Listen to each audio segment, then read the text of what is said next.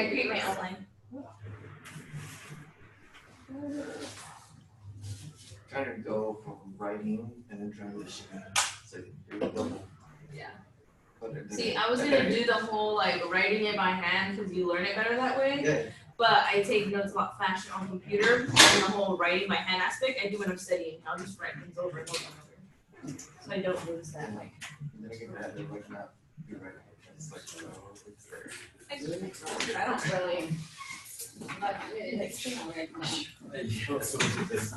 Hello. Isabella, Melissa, Yes. Here. that must make Trish. Hi. That's Hi. Trish. Just kidding. And then we got a Daniel and I got a Brian. Daniel, Brian. Yes. Do not assume in today's world. Not good. Daniel. Oh, man. Okay. All right. So Isabella, Melissa, Daniel, Brian, Trish. Okay. Chuck. Yep.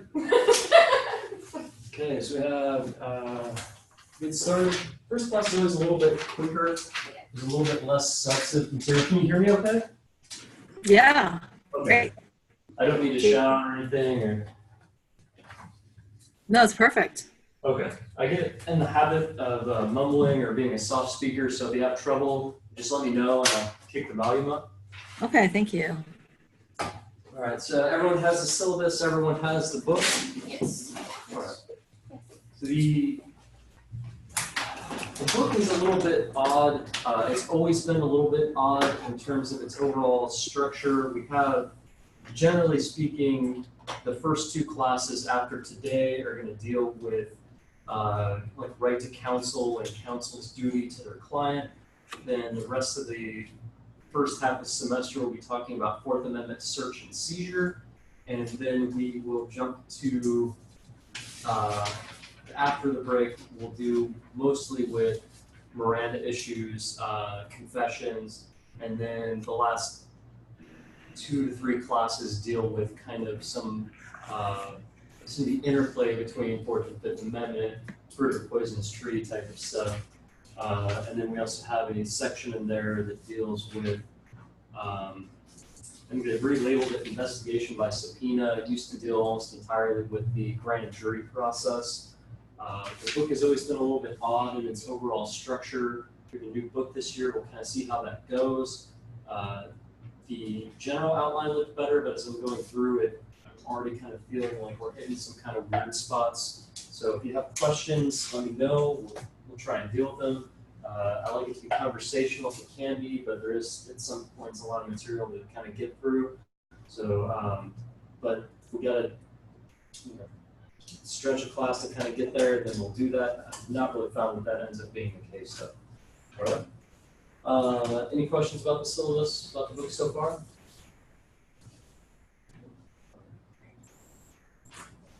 Does the book just look like little excerpts of like things that, briefs and stuff people have put? I mean, I know every book is, but this one seems like it's just like, okay, we took this book, put it here, this little piece here. The book It's not like a does whole. have some sections where you'll have like kind of main cases where you'll get larger chunks in there, but the authors seem like they really are not a big fan of having you read a bunch of unnecessary stuff. Yeah, they just give you the information and here's Yeah, and I think a lot of your other texts do that too, but probably to a lesser degree. If you ever go online and start looking at cases on Westlaw or Lexis, and you get the full thing, they're about a lot of different stuff. It might be about procedural issues, it might be about a specific legal issue. This text does a pretty good job of trying to get right to the point that they're trying to get to. And because they do that, sometimes you'll see a particular case in more than one spot in the text where it's addressing different things, which can get a little bit confusing when you're reading the facts. You'd be like, haven't we covered this before? And the answer is probably yes, but they were talking about a different aspect of the case. There are some cases where they have a good deal of the case, including some of the other ancillary stuff there, and then there's other cases where they don't even have the facts and just snippets in kind of the notes sections. You're kind of going to be responsible for kind of having read it all, but I'll Do try. you want us looking up the actual No, it cases should and not grading be- on it to it try should to not- understand it? Okay. It should not be necessary to go on Westlaw or Lexis to look up the full case unless you want to, if you feel like you're just lost without some additional information. But you shouldn't need to go beyond the text. All right? So we start with a brief overview. There's no set standard of criminal procedural law, and just kind of like criminal law, there's no set standard for that either. As you guys remember, it kind of varies from state to state. A lot of times they might be teaching off of like a model penal code or the federal system, but because we have 50 different jurisdictions, well, 52 technically, all 50 states plus the federal system plus the District of Columbia, we have a wide variety in terms of the law and the actual procedure. We do this book's designed to kind of cover the more typical stuff, or at least that's what they claim. Realistically, they're kind of going over the basics, which is the stuff that's going to apply essentially in every criminal case. And all of those essentially or mostly come from the federal Constitution, since that is applicable to a very large degree to the states through the 14th Amendment. We have a couple of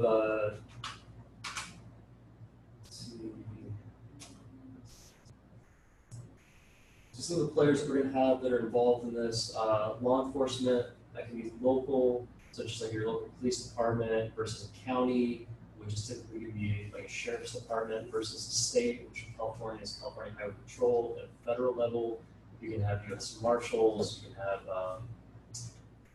those are the main ones for the federal prosecutors, even within a state, district attorneys, which vary from jurisdiction to jurisdiction. You can have an attorney general, which will have statewide jurisdiction of all the same stuff as a local district attorney, but typically they're not going to get involved in a local case. They're going to focus on something of like statewide importance. Although sometimes they might get involved in a local matter. We'll see it out here from time to time. For example, if the local prosecuting department has a conflict, if somebody were to commit a crime against like a local district attorney, it's very likely the attorney general would step in and prosecute that case to make sure that it's being prosecuted in a fair manner, nobody's being vindictive, and they're not, the defendant isn't dealing with well, they got one of our own, we gotta slam this guy type of mentality. And then sometimes you'll see city attorneys, they have their own, they'll enforce like city codes and code violations, which are very often misdemeanors, but in some larger places like Los Angeles, you will also see them take on the burden of misdemeanor cases if the main district attorney's office is too overburdened with the felony matters. That doesn't happen out here, but like I said, places like LA, it's rather common for somebody to get a job at the city attorney's office and to handle misdemeanor prosecutions.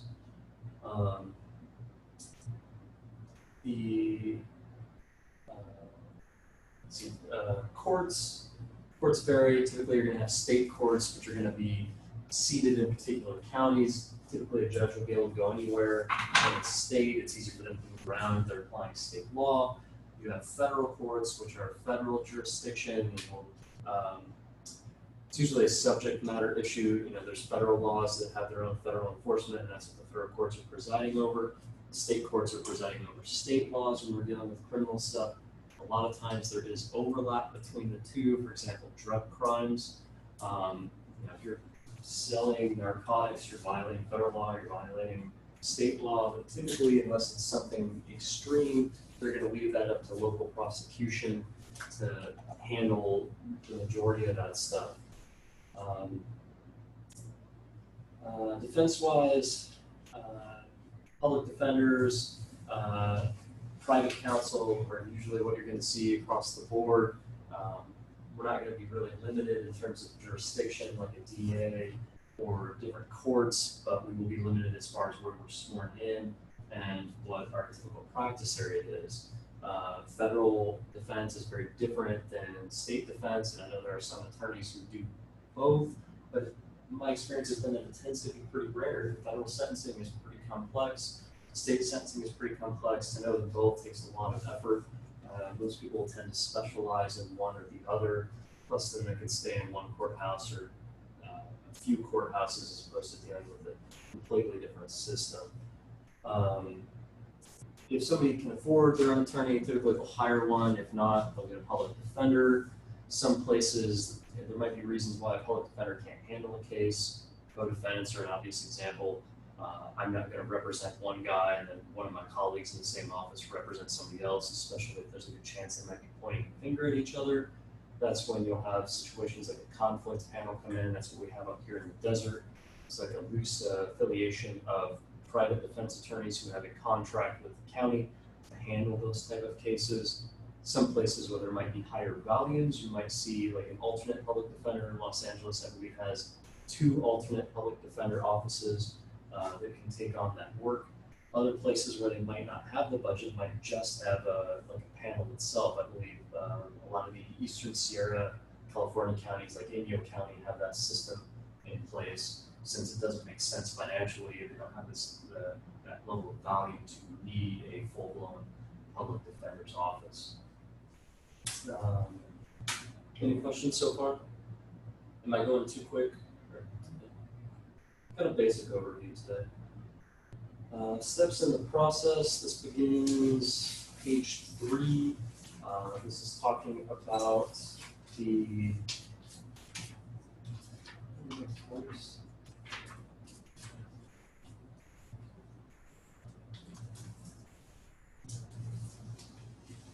and how this, it's talking about how it goes almost from, in the book it starts off at like when a crime occurs all the way up to charging. We'll have another timeline for arrest.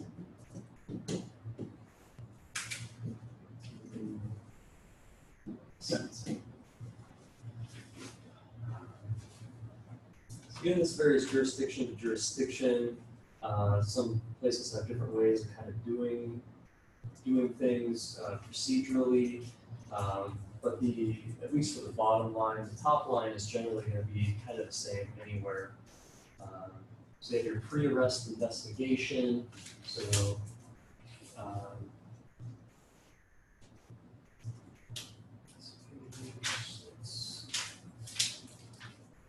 Page 5.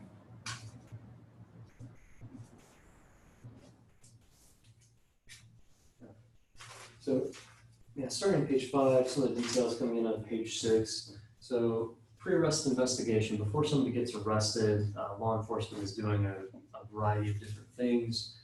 You might have a proactive investigation, you might have a reactive investigation. Most of the time, we're dealing with a reactive investigation. So, think like cops, right? Somebody's called the police or called 911. 911 dispatches the police. Police go out to the scene. Then they start looking around, they start taking photos, they start asking questions. They're trying to figure out what happened. So let's see, that's where some of the things on page 6 come into play. Determining a crime is actually committed, who committed the crime, collecting evidence, locating the offender so they can arrest him, interviewing nearby witnesses, interviewing suspects, examining the crime scene. These are all things that are going to be happening, all the stuff, like I said, that you see on cops.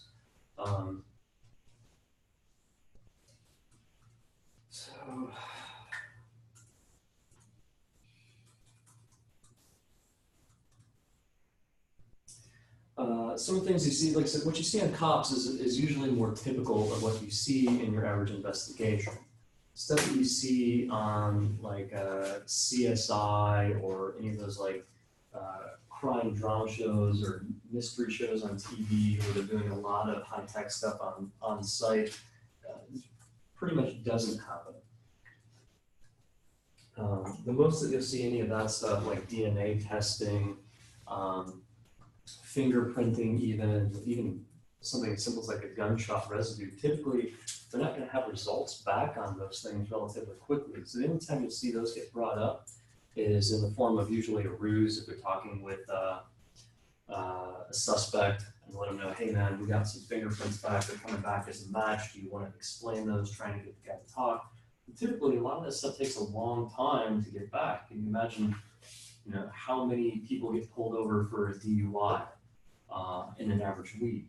just even out here, now multiply that times the entire state, you get an idea of just how much evidence is being collected. And all that's being sent to various Department of Justice field labs, where they now have to analyze all of this stuff. I think they're pretty quick, given what they have to process, but typically, if you're dealing with blood results, you might not see those until like a month after the stop or more, before you actually get a printout from them that tells you what's showing up in the blood. I have a question. Yeah, Are the field labs, I don't know if you know the answer to this, are they like privately held that contract with the counties or with the governments, right? So could it be multiple, I guess, different labs, or are they state run? They state run. I believe they're state run because everyone that I've ever dealt with has been a member of the the California Department of Justice. So they're have their own training. Most of them have bachelor's degrees and they're specialized, and they get additional training through the Department of Justice. I've not seen any private ones yet. I just didn't know if it was like a county practice or a state practice to like, put out bids or contract for like privately held labs to be able to be authorized to do evidence testing and stuff. Not that I've seen. The only time I've ever dealt with any type of private lab is when we're dealing with a private entity from the get-go. Typically a violation of probation on an alcohol monitoring device. That individual would be on probation to be paying a private company for continuous alcohol monitoring. That type of device is going to be run by a private company, and then you're dealing with that institution. I've only had to deal with that once. They were out of state. Those places do leave a lot of room for attacking in a litigatory standpoint, right? Like they're not always going to be up to the same par as like a DOJ or even CHP when they're running their regularly scheduled tests on all their equipment. This place, private places are typically running by volume. They're trying to make money, so they might be cutting corners. Their stuff might not be tested regularly. They might not even be able to get somebody out here in court to be able to testify to all the procedures on their device in order to even get information about a violation in the court for a violation of probation. So I think that's all those reasons are probably why you see the state using its own labs. It's every time that it's just volume. Every time they fail, it's a learning experience. They can ratchet up their standards and make themselves more impervious to being attacked in the court. Right. All the more reason that it's going to take a long time to get the results back. Yeah. If it's all state run and they have all their procedures set in stone, Yeah. Anytime I've dealt with, whether it be state, local, or federal government, the VA or whatever, everything takes forever. Yeah. And there's reasons for that, Yeah. These are someone that's going to be able to come in and basically testify about every step along the way, Right. where the evidence went, what they did to it, what the reason behind what they did, all of that. Interesting. What we typically do see out here, it's kind of a varying mix. I think a lot of our local law enforcement is really kind of overworked lately. So I see a lot of things that seem like they're pretty obvious to me, but I haven't worked my fourth consecutive 12-hour shift. But typically what they're going to see is they're going to come out, they're going to secure the situation, they're going to do a safety sweep, they're going to make sure there's nobody else in the room or wherever it is that they get called out to. And then they're going to start questioning people. One of the main people that they'll question typically first after they secure the scene is the person who called 911, because they want to know who it is that we need to talk to. It might be, for example, a victim in domestic violence. It might be a bystander who saw, some guy run out the store with a bunch of merchandise, but they want to get an idea of who it is that they're supposed to be looking at instead of just going in and talking to, the players, so to speak, because they might not know if they're talking to a potential suspect or the potential victim. They might want to get an outsider's perspective first. Typically, they'll take a lot of photos, and then write up a report, and that stuff gets to my desk a couple days later. But it's not like I said, it's not like CSI where you're seeing a lot of high-tech stuff. Most of it's pretty basic. Nowadays, with the advent of, or widespread implementation, I should say, of body cam, even things like surveillance videos, is still pretty low tech, but they'll usually just walk in, see if they can get the clerk, if able, to show them the surveillance video, and then we'll start recording it off of their body cam right then and there. Because usually otherwise they have to wait for a manager to call them a few days later and try and make them a copy of the surveillance equipment. That's assuming that anybody that's working at that location even knows how to work their equipment and that it hasn't written over itself in a 2-day span or a 2-week span. So it's not, despite all the technology we have, it's still not quite anything like what you would think if you watch any of the shows on TV. Let's see, the bulk of the cases that we see are reactive investigations. So anytime somebody calls 911 or calls the police, or they see something happen, or the police are just out and about, like a DUI stop, and they see something happen, that's where the majority of cases come from. A proactive investigation is something where they're going out and they're looking for a particular crime. For the most part, you see these like an undercover operation, or you commonly think of as a sting. These are actually somewhat rare.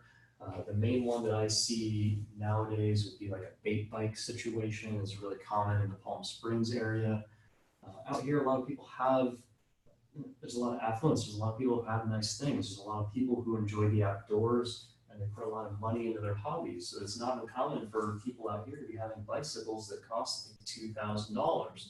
And it's also very highly common for people that are transient to need a quick way to get around. And if they see an opportunity, they might snag a bike and take off with it. So to kind of combat this, a lot of local police departments will have bait bikes that they'll put out. They might just leave it against a tree or put a basic lock on there, and someone will steal it, and then they're surveilling the bike, and they'll pull the person over, and they'll run almost like a reactive investigation at that point. They'll ask them a couple questions, ask them where they got the bike. Usually they'll give some explanation that just logically can't make sense. I got it from my friend 3 days ago, but the officer will be able to testify in court. I put that bike there 2 hours ago, so there's no way that story is legit.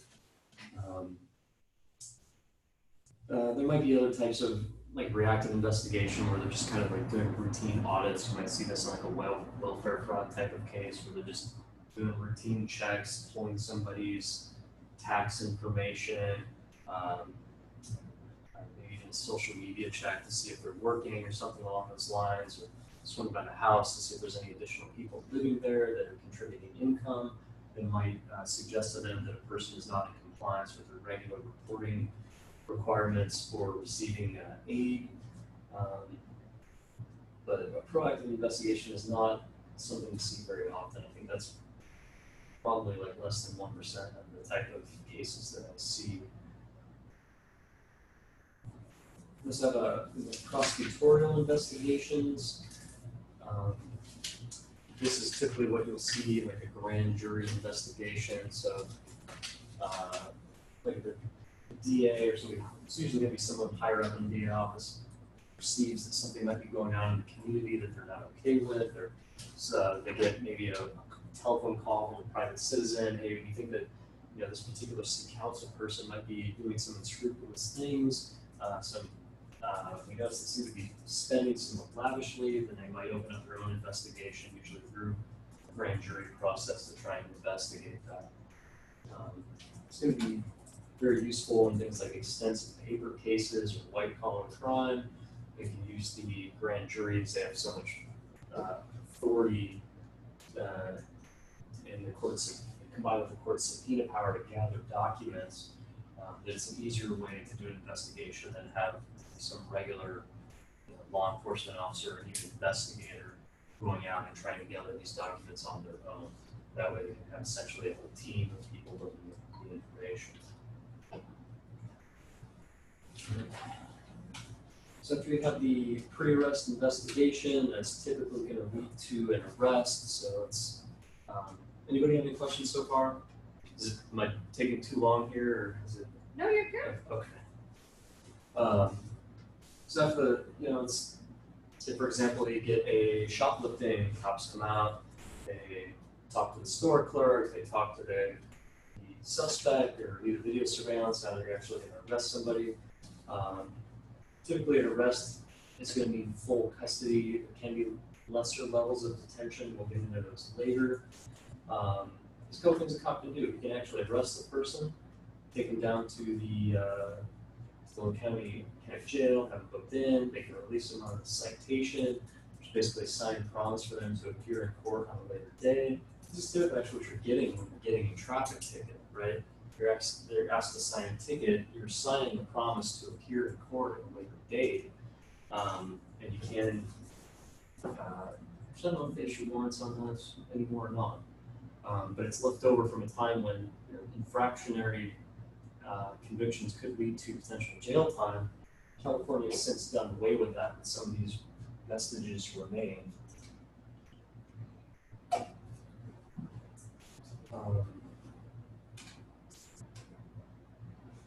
So once a person's at arrest, it gives cops some opportunity to do a couple of things. They can get a search warrant if the defendant can't be found right away. They can get if they're actually there, they can arrest them. They can do a search incident to arrest. So if you see this, like I said, the example of the store clerk. We talked to the store clerk, he's saying this is the guy who did it. We've reviewed the surveillance, we know this is the guy. Now we're going to arrest him. We can do a search incident to arrest, and now we're going to find some of the stolen merchandise on the guy's person. Next step would be a booking process, photographing, fingerprinting, a lot of times DNA samples, and any possessions they have on them are going to be inventoried. It's going to serve a dual purpose for law enforcement. One, find out if they have any other contraband on them, and two, protect them from their own liability. The guy gets arrested, he gets released a few days later and says, hey, what happened to $1,000 that I had in my wallet that's not there? That's a problem for the department that arrested him, but they have this booking process like, no, we went through the sheet, all the stuff's here, this is what you had when you went in, and that's the end of it.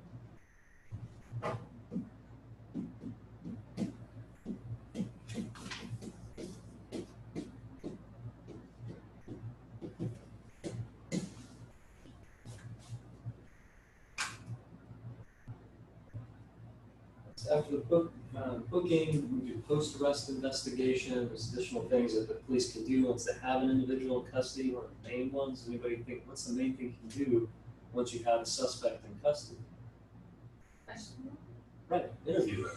Find out what they have to say. See if that leads to any additional information. It might help establish a case. You can do a lineup. Those are typically rare, what you see in the movies of having the 6 people walk into a room, step forward, whatever. I've never seen one of those cases in real life, in my life. What you usually see is one of two things. An infield show up, they're right there, you bring the person up, like, hey, is this person? Yes. Or if it's, that's if it's like happening right there at the moment.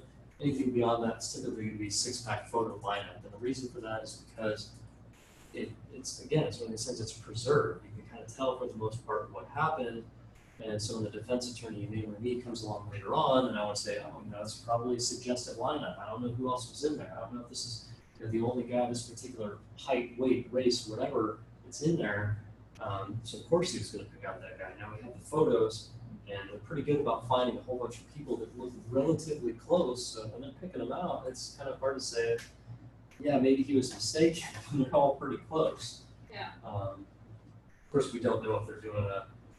Take a real close look at the one in the middle here. Right? Though he had a body camera, a lot of the cops now are even recording the 6-pack lineup as well. So there's a lot of, accountability in the process now, or potentially accountability.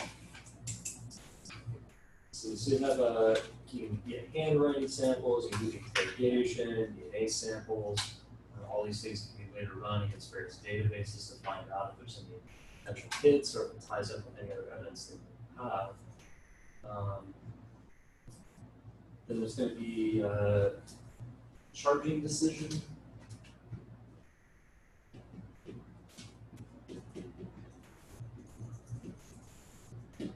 post-arrest investigation, by the way, I mean, I guess it's kind of obvious, but it doesn't just happen in that narrow window right after arrest. It can be ongoing. The person can, they can get charged, they can bail out, they can go to court, they can have several court appearances. The investigation can be ongoing all the way up until the point of, regular trial. They're still going to be out. They can still be out there looking for evidence and information if needed. Charging decision. Initially, this is going to be made by local law enforcement when they arrest the person. Okay, we're charging this person with shoplifting. So we're going to set a bail, maybe $5,000. They're going to have to get that reviewed by a judge at a certain point. But they write up their police report, and it goes over to the DA's office, and then the DA is the one that's going to make the actual final charging decision. And they're going to put that in the form of a complaint, which will tell an individual what they're charged with. So let's say it's a shoplifting case. Individual goes in, they go to the beer case, they grab a case of beer, they're running out the store clerk grabs the beer, struggle over it for a minute, and then the individual just yanks really hard on that case of beer and then runs out the door. So the officer arrests the person, they catch him, they charge him with theft, it gets over to the DA's office, and the DA looks at the police report, and they're looking at it, it's like, oh, okay, well, we have theft, now we have force. Does anybody remember what theft plus force equals? Robbery, right? So now, even though the police officer booked this guy on a theft charge, and they might have booked out, or locally they might even have been Fed kicked, which is what happens if the jail decides we don't have room for this particular person, they're low risk, we might just cut them loose. The DA can later file a complaint alleging a robbery. And when they get before the judicial magistrate at the first date, when they're telling a person what they've been charged with, they can ask for an increased bail because robbery is a much more serious offense than simple theft. The DA has the final say. It's really up to really up to the DA what they want to file.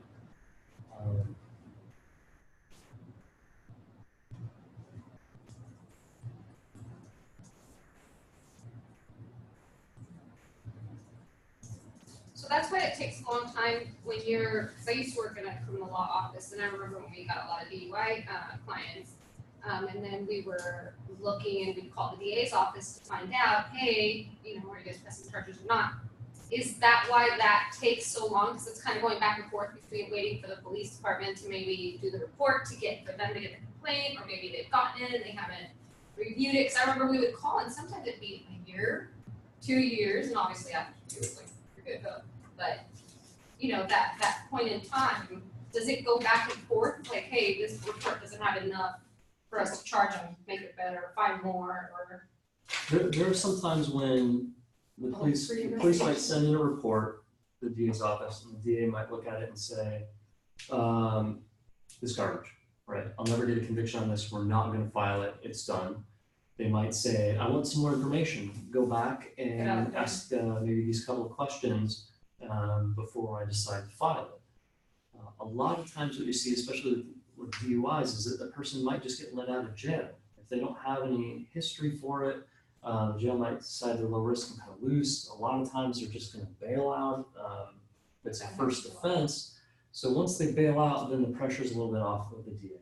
If they're in custody, they got to get them before a magistrate. They're supposed to get them before a magistrate within 2 days. That means they have to have that police report. Police report has to be written. It's got to be reviewed. They have to file a complaint with the court before they get in front of that judge.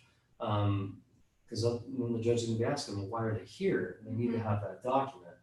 If the person's out of custody, though, then we're just dealing with the statute of limitations, really. There might be Jones certain issues that they delay unnecessarily, and it leads to prejudice. That's going to be somewhat rare. So in the average case, it's going to be like, all right, well, we have this stack of like 30 people that came in, they got arrested last night, and those people did not get let out of custody. We got this stack of like 100 cases over here of all these people who did get out of custody. So I'm going to start working my way through all these people that I know I have to have something in front of the judge within 2 days or they're out. that's why these get away with it a lot. How these go sometimes. Yeah, so maybe I'll get through this pile, and then I'll get a little bit of this pile, and then the next day we're going to have more, and we got to get through that priority pile, and then the non-priority pile, essentially. So is that all a part of the so where is that? That's what I'm saying. Typically, it's happening post-arrest. So right here, basically. Okay. Like I said, the police can still be investigating here. Typically, that's going to be rare. Once the police arrest, typically they're not going to be doing investigating unless the district attorney is asking them to, hey, go back and look at some additional stuff. Or it might be a situation where they put, like I said, a reminder of, hey, the manager is unavailable to give me that surveillance, so I'll go back in a couple days and I'll get that. Sometimes you'll see, I've seen a lot more of it with DV cases where you get the cops that are they're gonna go back about 2 days later and they're following protocols now. So they'll go back 2 days later to take photographs to see what injuries are there. I mean, do we have more significant bruising? Because bruises don't always show up right away. Or if it was a particularly serious assault, they might follow in a couple of days. Like, hey, you check the doctor. What did your doctor say? Oh, you got some broken bones. Okay. Typically, they're going to be done there unless the DA sends somebody. Murder cases are always kind of continuous, but those are essentially mostly handled by the DA's office. They have their own cell phones for that purpose that they'll pass around amongst their homicide team. They get some murder out there. The police will call the DA's office and the DA will get their investigators. They'll go out right then and there when it happens, even if it's 2 a.m, and they start their investigation from that point. But yeah, the charging decision is going to happen sometime after arrest, and say that's supposed to be arraignment. So this is basically your first court appearance.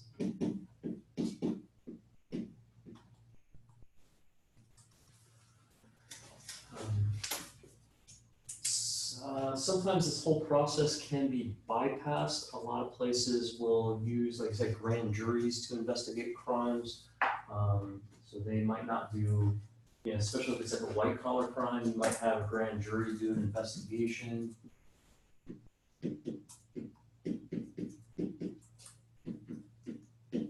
Which will lead to an indictment, which actually drops you off somewhere right in the middle of this process.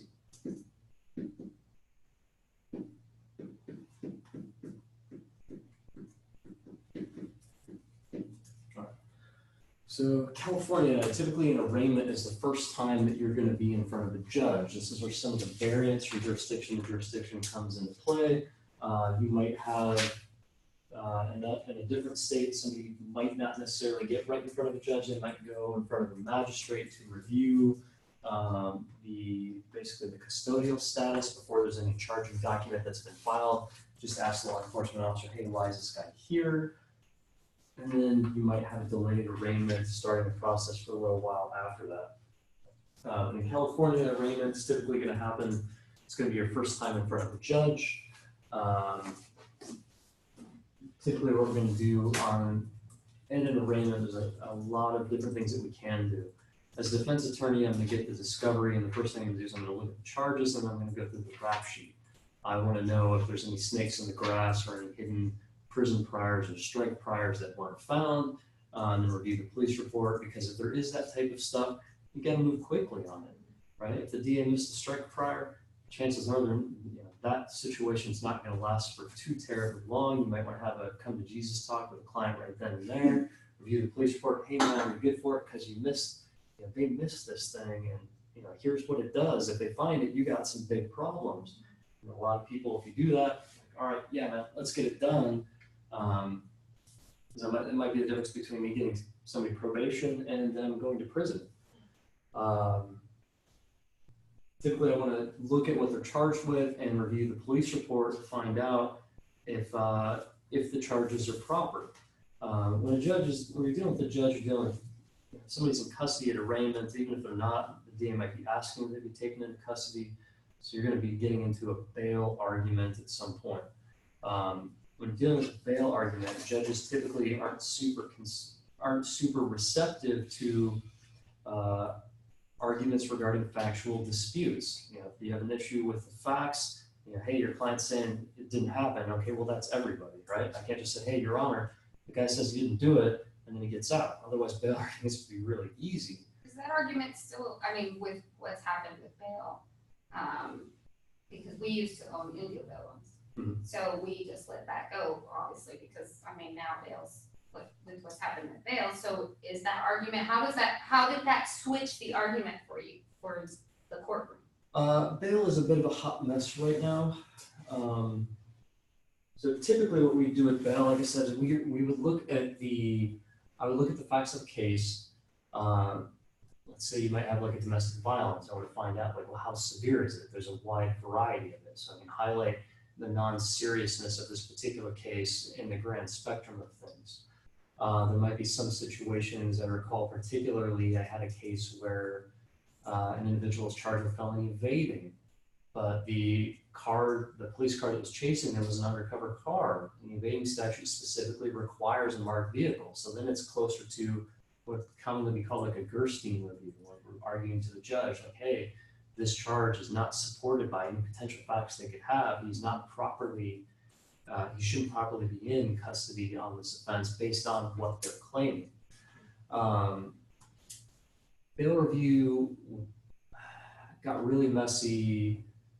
Was it 2 years ago now? When the N. Ray Humphrey decision came down, which said essentially that a court should not be so concerned about, the court should be very concerned about one's ability to pay. Namely that it doesn't make sense that an individual who, let's say, Somebody rich could commit a crime, get out on bail, versus somebody who's poor, really Right. would have to stay in jail and let's say deal with it. somebody just committed their 4th DUI within a year, Exactly. or you have 2 people that committed their 4th DUI within a year.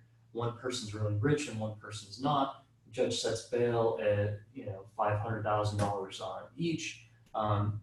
Is there any reason why the person who's rich is any safer to the rest of us because he can afford it than the one who's not? Yeah. No, it doesn't really make any sense. So we had a lot of initial success with that until the California Supreme Court unilaterally took that up on appeal, even though it didn't seem like any of the involved players were appealing it. And I think the Attorney General essentially conceded the argument that it didn't make sense. Now the legislature's involved and they're trying to come up with a plan or a scheme to address bail. Most of the stuff I've seen so far, I think it's going to have some constitutional challenges. And then we still have kind of the specter of the federal constitutional right to bail.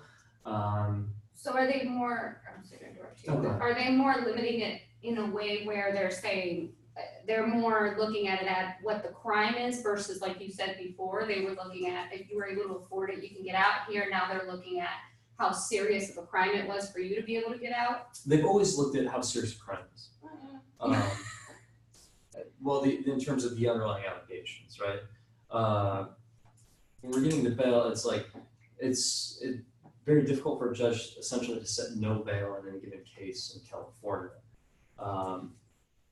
There's certain cases where, and it's usually like a DV case, certain capital cases where the judge can set no bail, or if there's like a substantial likelihood of danger in like a DV case, the judge could set no bail. Otherwise, they're just setting numerical values, right? Yeah. They have a bail schedule, they typically adhere to that. That's where all the judges got together and determined, all right, generically speaking, this is what bail should be set on these type of cases. And they can vary from that, like I said, depending on the facts, and that's where the bail arguments were coming in. But we're having I'm a public defender, I deal with indigent clients. Most of them don't have a lot of money. So a lot of these individuals, if the judge sets $50,000 bail on a standard domestic violence case, average bail bond company is going to cost them $5,000, I think, to let them out. They might do payment plans with 1% For them, it's down. only like 8%, well, 10%, 8% if they have an attorney. Yeah. So it's, most people don't have $5,000 lying around to pay a bail bondsman. Most people who are really hard up don't even have $500 to put down to try and get onto a payment plan, so they're just stuck in custody.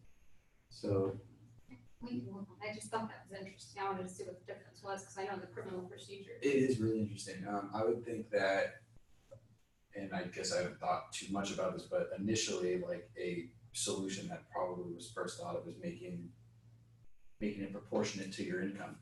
Having the same crime, but making it proportionate kind of to what your income is, setting the bail that way. and I'm sure you've probably seen stuff like that. That's just the first thing that came to mind. I have no idea the challenges that come from that. There's probably a lot of constitutional challenges and a lot of That's what the Humphrey decision was essentially doing. We're having a lot of initial success in that. It was difficult. It definitely slowed the process down. It used to be you'd walk in, I could look at it, we could set up like 15 complaints. I could look at them at a glance and tell you which ones we stand a chance at getting bail altered, getting somebody out of an OR, and which ones we stood zero chance at all. Humphrey came down, and then it was like, all right, everything is in play. Every one of those cases. So now it's not just like, hey, nope, we're just arraigning it. Now I just need a copy of the complaint, way of reading, stipulated to advisements, and please do not guilty, deny allegations, set the dates, boom, and we're done. Now it's every case. Like, all right, you live at home, you live with your mom. Okay, give me your mom's phone number. Let me call your mom. Let me have a financial discussion with your mom, so I can go into court and be like, yeah, Your Honor, they can post a $10,000 bond. That's all they can do, right? Like, she works X number of days a week. This is how much she makes. They have zero savings because they just had to buy a new used car last month because the last one broke. And I can lay all this out to the judge. And we were getting some serious cases. People were getting out at decent amounts. And then the case went up on appeal, and its binding authority on the court became a little bit questionable. So, And when you say OR, that's, owner cognizance. so they allow them to get out on their own without having to pay bail, and they say, we trust you enough to come back and Right. show up to court. Like I said, that case, we're going to see what the California Supreme Court does. We have the legislature that's working on stuff, and then we still have the federal right to bail, which is kind of nebulously out there right now, so it's not, I think, been fully incorporated yet. That difference being that federal says, hey, it's just going to be based on likelihood of appearing in court. I really like that standard because it makes more sense to me when you combine that with the presumption of innocence. Once the likelihood of appearing in court is an analysis that can be made without having to overstep the presumption of innocence, right? If somebody's charged with a capital case, right, you could be put to death, right? The likelihood of them appearing in court goes down significantly because the average person, I think, would be thinking, like, I have a chance to leave where I'm facing death. Leaving seems a lot better now, right? Or if you're looking at 20 years as opposed to 1 year, it's like, well, Or for 20 someone years. who's repeating the crime and making it worse, is making sure you take care of, which has happened. I remember a couple of times that they've released people on like $1,000 bail, and it was like a serious crime, and then he went back, he shot up his girlfriend, and then she ended up like really hurt, and then it was like $1 million bail at that point. I think they had to answer here for that.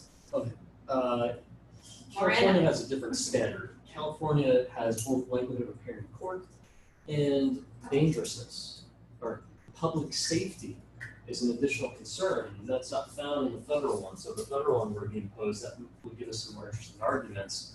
California is allowed to consider public safety. So this is where an individual,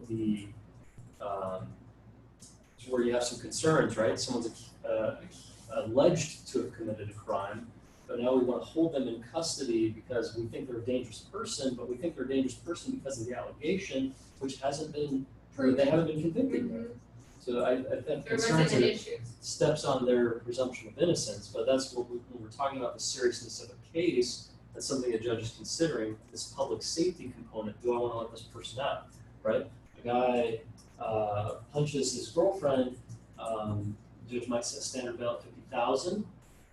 If he punches her and then threatens to kill her if she tells anybody, judge might be a little bit more concerned about that. This person might be a little bit more dangerous. What if he actually does that, right? Maybe I'll set a little bit higher, maybe 75, maybe 100. But so under circumstances where the judge believes it's very, very likely the individual might actually do it, then we're talking about a no-bail situation. The judges are always answerable to the media, right? Everyone familiar with the sex case from Northern California, the infamous swimmer case? Yeah.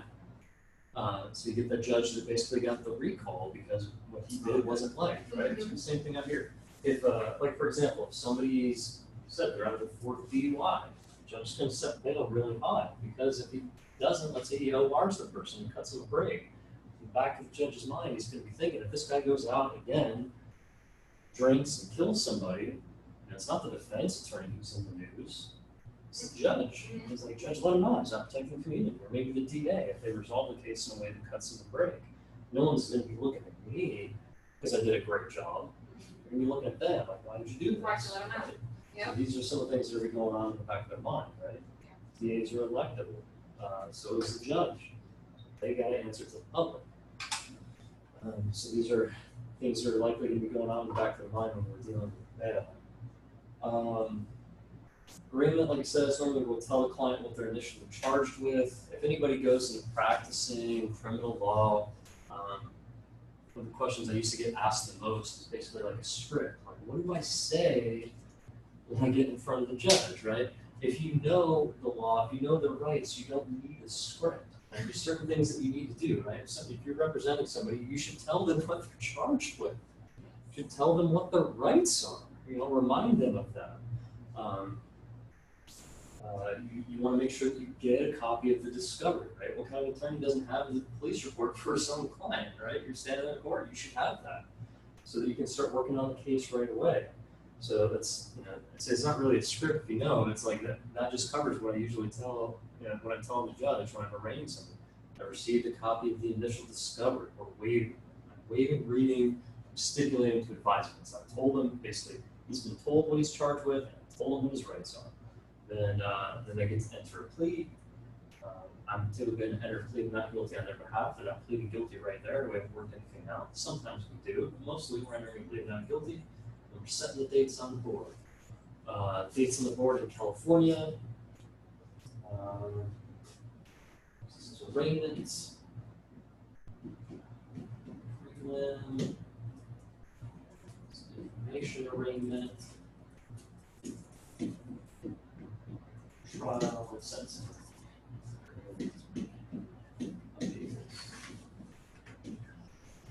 All right, so an individual, once they're in custody, they have a right to what we call a preliminary hearing within 10 court days, and if they waive that, they have the right to have it within 60 calendar days, the latter one being more potent because if the DA can't meet that burden by that 60-day time, if the client hasn't waived, the case is going to get dismissed. They'll get one chance to refile. But when we say dates on the board, typically we're going to set a felony settlement conference ahead of the first preliminary hearing, which is set within the 10th day. The reason I do that is a lot of times in my cursory review, especially if I'm handling a lot of people, my mental capacity is probably hitting a limit, and I might not be able or feel comfortable with making a decision on whether or not it's a good idea for this individual to waive time at that initial setting. Typically, I'm going to want to get back to the office, maybe an afternoon on another day where I haven't done arraignments, I'm reviewing cases, and I'm sitting down and thinking about the ramifications of waiving time. Preliminary hearing. Is anybody in civil? You guys remember motion for summary judgment? Preliminary hearing works very similar to that in the criminal context. Before any felony case can get to a jury trial, the judge has got to make sure that the DA can legally prove their case, that they have something to go off of. Because if they can't do that, why put it in front of a jury? Because there can be no legally different conclusion. You don't want to run the risk of jury convicting somebody if it's not legally possible for them to be convicted. So the preliminary hearing, a judge is looking to make sure that the DA has some evidence for every one of the elements of the crimes for which the person is charged. If the DA can't show that they have some evidence, then they can't get a conviction. But it's some evidence. So typically, a judge is not going to be balancing things out. If somebody says he did it, somebody says he didn't, well, the judge is going to say, hey, well, this person who says he did it, that's some evidence. That's enough for the DA to meet their burden. That's a preliminary hearing. Locally speaking, preliminary hearings you want to be careful about. DAs will typically increase their offers after a preliminary hearing.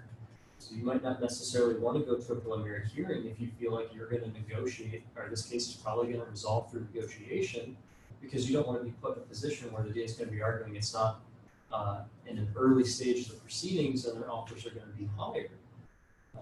So you might want to be very careful about rushing a case to preliminary hearing. On the other hand, there might be situations where met with the DA at the initial, it's what we call felony settlement conference. Just kind of a regular court hearing where court just wants to know, hey, what's going on? What are you guys doing with the case? If you meet with the DA and they say, hey, we'll resolve the case, but he's got to plead to these 3 counts, and you know that at least one of those counts, there's no way the DA can prove that. And if it's like a really bad count, like a strike, then you might be in the position of, all right, well, now we gotta go to prelim because I can't negotiate until I get rid of that charge. So we'll go to prelim. There might be situations where they might have an unavailable witness, where it might make more sense to kind of go to prelim quickly and try and get the trial in the hopes that they won't be able to get that evidence before you get there. I'm not a big fan of this. I feel like it's kind of like legal chicken, because at some point, if they get that witness, you got a problem. And then changes in the law that happened in the 80s, passing of Proposition 8 made it a lot easier for a DA in a preliminary hearing because they can use hearsay. So let's say standard DV case, DV incident happens, the girlfriend a few days later says, this sucks, we got a kid, I need him for drop off the financial support, I don't need him going to jail, so I'm gonna make myself scarce, I'm not gonna return the DA's calls. So the client will be thinking, all right, yeah, she's told me she's on board, this isn't gonna happen, let's get this thing to trial as quick as we can. But the case isn't gonna go away here, because once we get here, the cop's just gonna come in and say, this is what she told me, that's good enough for preliminary hearing. The court knows there's some evidence potentially there for a jury to get a verdict.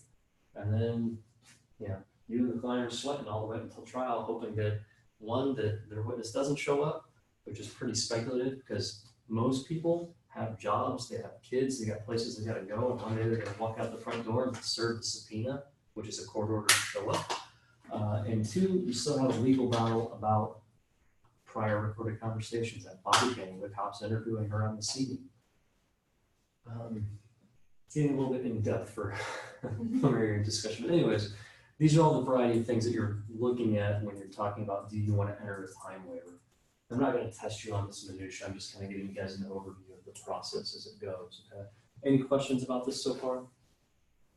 So, felony settlement conferences are what we call it before a preliminary hearing. You can have probably as many of those as is necessary within the discretion of the judge. Some cases, if it's more complex, the judge will give you more time. If it's a very serious case like a murder, you might get up to a year's worth of those or more, especially if you're engaged in trial and other matters. If it's a simple case, like a simple theft, you might get 1 of those, maybe 2 if it's a misdemeanor. Judge might be wanting it to move a little bit quicker. All our judges now are have been under like its judicial mandate that they should be getting all cases to trial within a year. There are some judges that are very strict about that, so you might not get you don't get an unlimited number of these, and every one of them should be justified for some reason. Your Honor, we're continuing this case because I need to interview this witness, or the DA still hasn't given me a particular piece of discovery, or the DA might be, Your Honor, we have this piece of discovery, but we're prohibited by some other law from giving it to the defense until we go through the sub hearing. So both sides are giving the reasons why they need more time. It's not just, hey, Your Honor, I got nothing. I haven't looked at it, or sometimes it's that, but you're going to get some flack if that happens. After the preliminary hearing, they're called a trial readiness conference. And the court's basically asking you, right, are you guys ready for trial? What do you need to get ready for trial? Because what you need to get ready for prelim is typically going to be somewhat different than what you need to get ready for trial. Preliminary hearing, for example, in a DV case, you're probably not going to have a battered women's syndrome expert, but at trial, you might need that. It's not going to be any good at prelim. You might have your own witnesses that you want to call at trial. You got to get them sub, you got to get them interviews, you got to get those interviews or your interview reports over to the DA. You'll have know who you're going to be calling. You might not have them in a preliminary hearing because if the standard is some evidence or conflicting evidence, well, great in front of the jury isn't going to do much in front of the judge who's just asking, is there some evidence? And that's it. And these kind of work similar to the felony settlement conferences. The judges will give them to you as needed if you can justify them, but within reason and limit.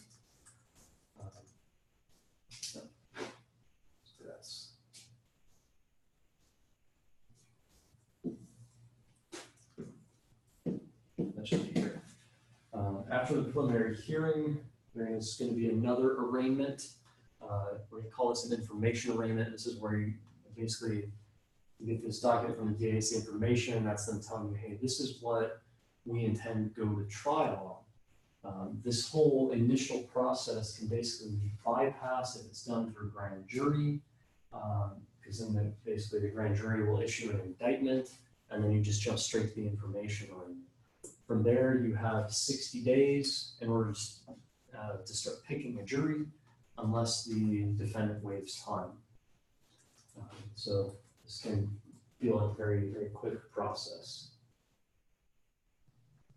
And then jury trial, you usually start with jury selection of 402s. After trial, if someone gets convicted, it's usually, I think, like 20, 21 days later, they'll have a sentencing hearing, and then they might have an appellate process after that.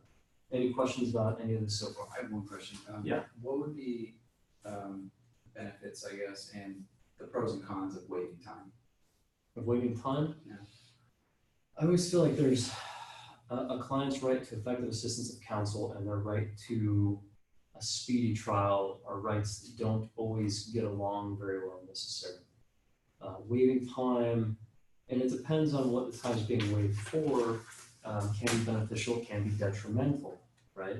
Waiving time gives the DA more time to work on their case. It gives them more time to find potential witnesses. If they have witness problems already, it gives them time to clear those up. On the other hand, it gives the attorney more time to investigate the case themselves, more time to research. Could be just more time gathering up information about an individual's background in order to work out the deal. So there can be all kinds of reasons why one would and would not want to waive time.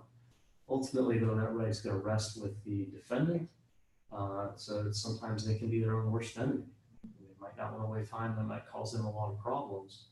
I think the case law is kind of split right now as to what happens when it's like the jury trial, right? Right up against the wall as to, what the court's going to do. Is it going to force an attorney to go forward knowing that they're ineffective, asking the client for a waiver, or is it going to continue to over the client's objection, or is it going to force the client to go pro per and represent themselves? Case law is a little bit unclear at the moment.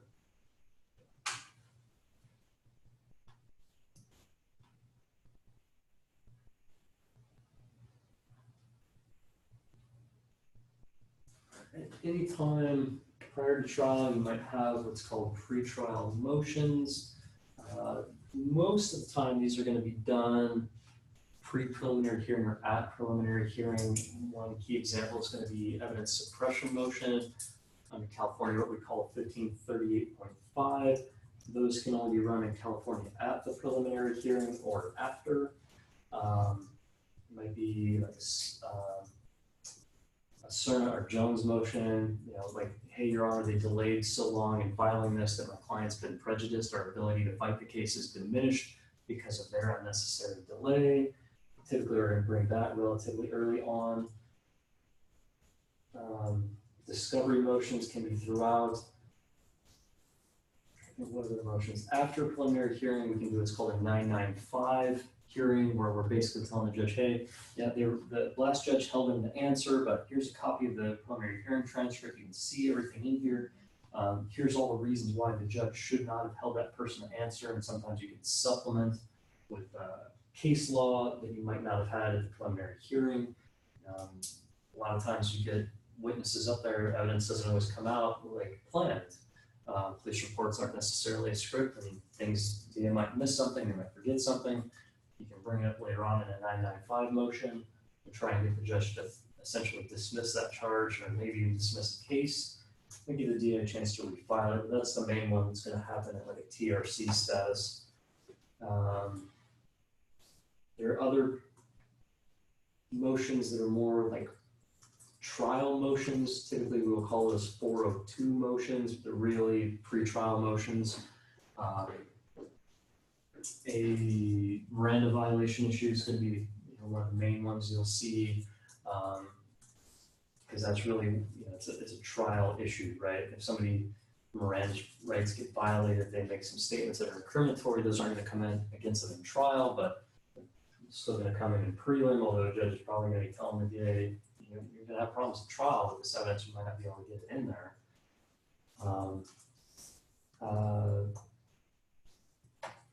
The other pretrial motions just typically tend to be stuff that when you're reviewing your case, stuff that's just, you feel just doesn't have any purpose in the trial, you don't want it there, right? Let's say, again, typical, like a DV case, right? Your client punched his girlfriend. That's not great. The fact that she was 3 months pregnant at the time is certainly worse and not relevant to the fact of whether or not he actually punched her.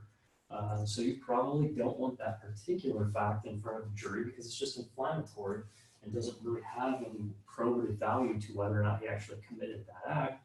That would be something you'll address in a pretrial motion. Things like the confrontation issue, right? If the witness doesn't show up at all, the DA wants their statement in, you want it out, you're both going to be arguing pre-trial the law behind the confrontation clause and whether or not those prior recorded statements can still come in. There might be a particular legal theory or some particular evidence that you want that might not be obviously relevant or might not appear as obviously relevant to the judge, and you might need some case law to explain why your particular evidence is admissible, and then you'd be arguing that at the pretrial stage. Ongoing throughout this process, guilty plea negotiations will come into play. The majority of cases, as you saw from the statistics quoted in the book, do resolve through plea bargaining. My experience has been it is pretty accurate in the book. It's probably about 90 to 95% of the cases are resolving through plea negotiations. And that's for a variety of reasons. You know, a lot of people, when they do get arrested, have done something wrong. A lot of times what they might be facing might be some significant risk, and some people are just more risk averse. You get an option of, hey man, you might get 6 years if you take this case to trial and lose. That's what you could get, but right now the DA is offering you probation 180 days. There's a lot of people that might be like, yeah, that doesn't sound too bad right now, or can I get work release? There's a lot of variance from jurisdiction to jurisdiction as far as what people get. Almost surprising how much in some places. I used to practice privately, and you go to some one particular courthouse I remember in particular, closer to the coast, where it seemed like any DUI that was like 0.09 or less, I could probably get like a reckless driving and avoid the DUI altogether. Whereas here in Riverside, I feel like I occasionally see them charged 0.07 as a DUI, and I have trouble negotiating around it. It just varies from place to place.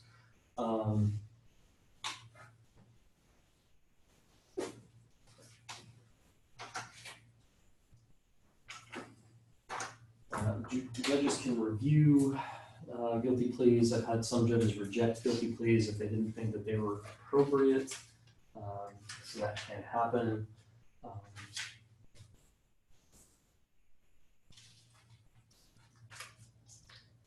Guilty plea negotiations are, so these are kind of weird in that they're kind of like bail review, and that they're both kind of legal and non-legal at the same time. Can you still hear me okay up there? Okay. Because you're kind of looking at everything, right? The best negotiations are going to happen when you have as much information as you can, when you know all of your client's priors, or if you're a prosecutor, you know all the defendant's priors. You know the case really well, you've done your investigation, you might have some investigation reports that suggest, hey, what they have in the police report isn't entirely accurate, or it's misquoted, or you have more detail that helps fully explain the incident. So that's kind of like the legal side of it. The more information you have, the better. Like I said, if you have information the other side doesn't have, you're in a much better negotiating position. Like when I know that my client has a missing strike prior, I'm in a better negotiation position than my opponent. I'm going to get something better than I should get because they don't have information that I have. The non-legal component of it, though, is who your client is and what they can do. If they're out of custody, especially, they can start addressing underlying problems, if there are any, if they got a drug problem, an alcohol problem, if there's a specter of any of those in their background, they can start addressing those, letters from family and friends. You put all that package together and you can start working with the DA to try and negotiate for a better disposition. And it's not always about time. There's always other ancillary consequences. Can we negotiate around a strike so that we have a non-strike disposition that's much better for the client in the long run? Can we avoid like sex offender registration? Can we avoid DUI in favor of a different charge so that they don't have take a massive hit on their insurance so they don't lose their license for 4 months or a second DUI for a year? So there's a lot of additional things that one can look at when negotiating a case beyond just how much time an individual gets.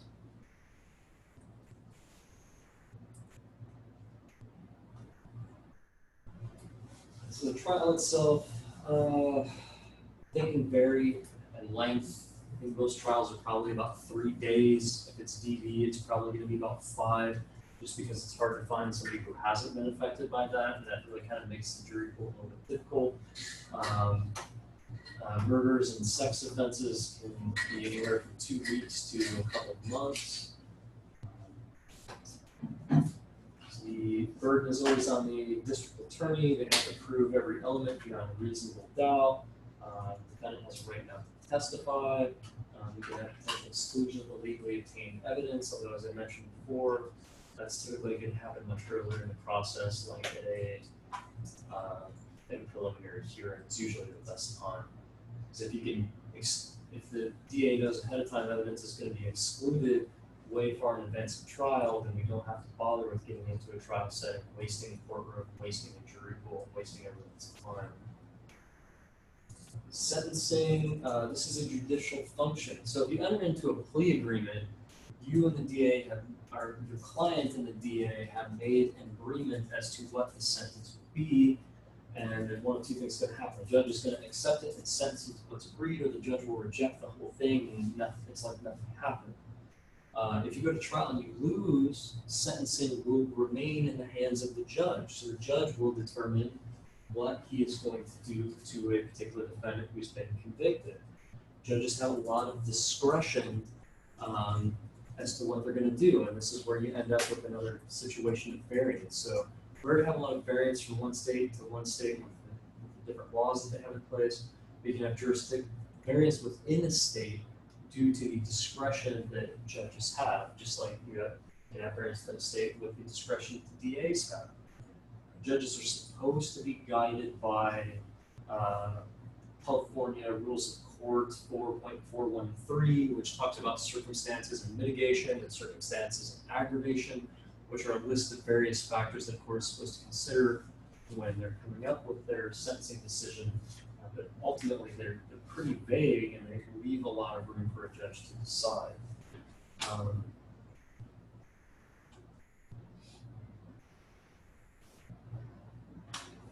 There are certain sentences that might require the finding of various aggravating factors in order to impose them. For example, like a death penalty sentence requires the finding of certain aggravating factors. Whenever that situation exists, the finding of those additional factors is a jury issue. It's not one for the court unless someone waives a jury trial.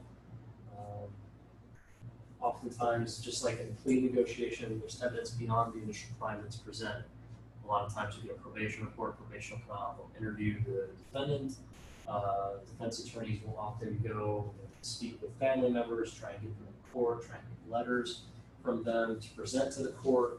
The DA is doing the same thing. They're going through the rap sheet, they're looking at all the prior convictions, and they're reading some of those old police reports to find out, do we have a pattern of escalating violence, is this person getting worse over time, so we can try and sway the court, but ultimately it's still the court's decision. Usually there's not going to be rules of evidence, not necessarily a right to call witnesses or cross-examine them. People will typically make statements, but it's not going to be in the sense of like, hey, here's his mom to kind of talk about some of the things he's went through growing up. We're not going to call her to the stand and then have her subject to cross-examination. That's not how it's worked. They're typically a little bit faster and looser.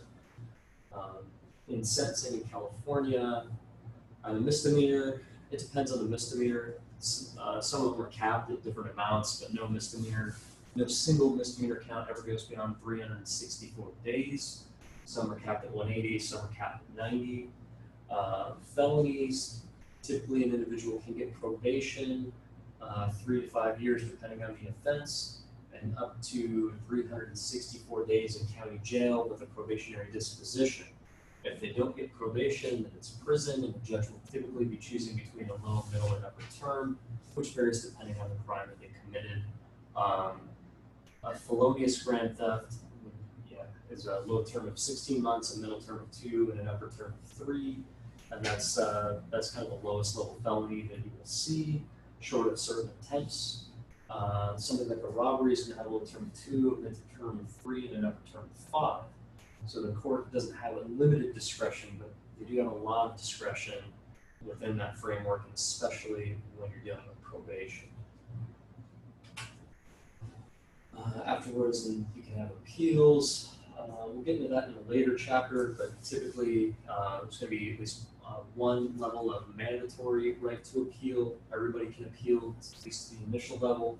The California Supreme Court is not a mandatory right of appeal. So if you appeal to the standard appellate court, they come down and favorably against, you have a right to appeal to them. They come down and favorably against you, you can petition the California Supreme Court to take your case. They're not required to. They don't have to state a reason why. They just say no. They just deny the petition, and that's it.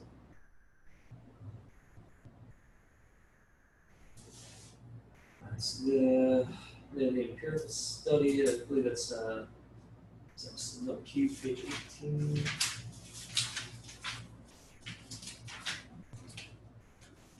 Tells you some of the ways in which cases are resolved. So 94% through plea bargaining, 4% through jury trial, and 2% through bench trial. That bench trial figure, I think, is probably exaggerated unless it's taking into account misdemeanors or even traffic cases. Bench trials when we waive a jury trial and it's just a judge handling the case.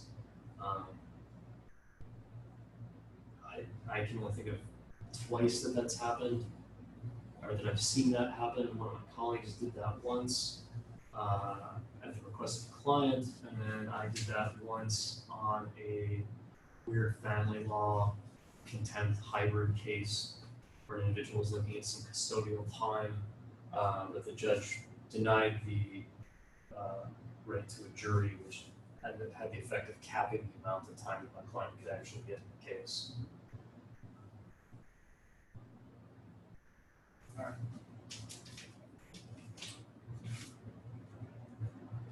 Any questions about what we've covered so far?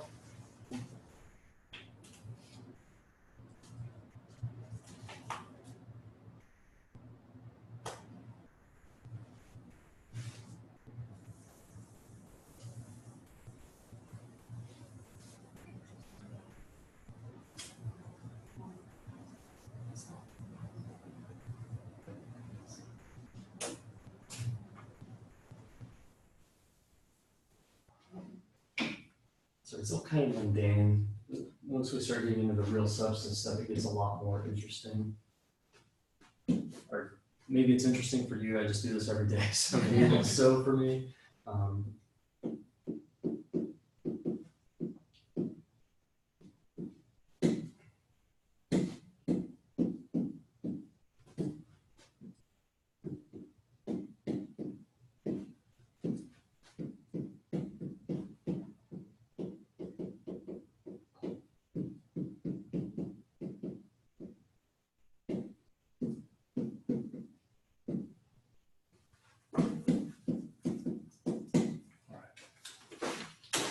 Before I tell you to dump all of that information, let me just make sure.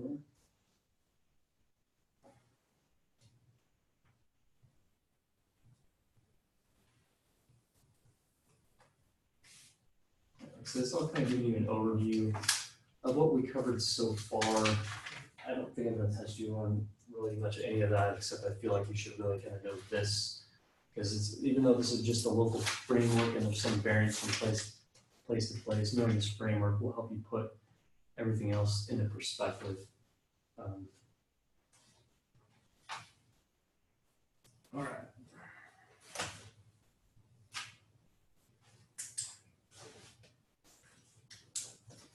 All right, so I said before, the laws vary from place to place. The federal constitution has kind of a unifying role, right? Because the federal constitution basically tells the government what it cannot do. And with the advent of the 14th Amendment and the application of the Bill of Rights in chunks to the states, they become kind of the one common thing that you can kind of expect to see and apply the same everywhere. The 4th, 6th, and 8th Amendments have been incorporated almost entirely at this point. 5th Amendment's been incorporated against the states almost entirely with the exception of the Just Compensation Clause. And those amendments are largely going to be the focus of this class because they have that kind of universal application. They are the kind of minimum threshold, the minimum things and minimum rights in which the state must protect. But there are situations where things can go beyond that. State constitutions and state rights can grant people more rights than they would have under the federal constitution. The state can't take away rights that the federal constitution gives, but it can add to them. One example, this is not really super pertinent anymore since the law has changed. For example, we'll learn this in later classes in more detail, but the 4th Amendment right is a personal right. Right? So if I have a bundle of drugs and I hide them in Daniel's bag, and the police come in and say, hey, we feel like messing with Daniel, we're going to search him, and then they find my drugs and I get charged with it because Daniel's not covering for me, right? He outs me, now I've got a problem.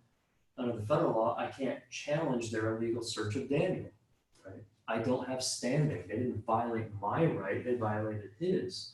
California used to allow a more expansive view. They didn't like police engaging in illegal activity. So I'd be able to challenge their search of Daniel's bag because they violated the law. Proposition 8 came down, they changed that, we're now limited to the federal rule, but that's a situation now obsolete, but an example of how a state can grant more protection than the federal government does, or the federal constitution.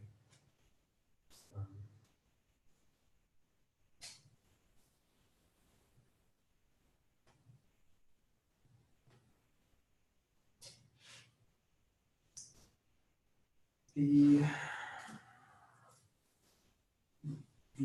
pervasiveness of the federal constitution's application actually varies from place to place as well. And the variance really kind of depends on how much the Constitution and the subsequent case law has to say on a particular area.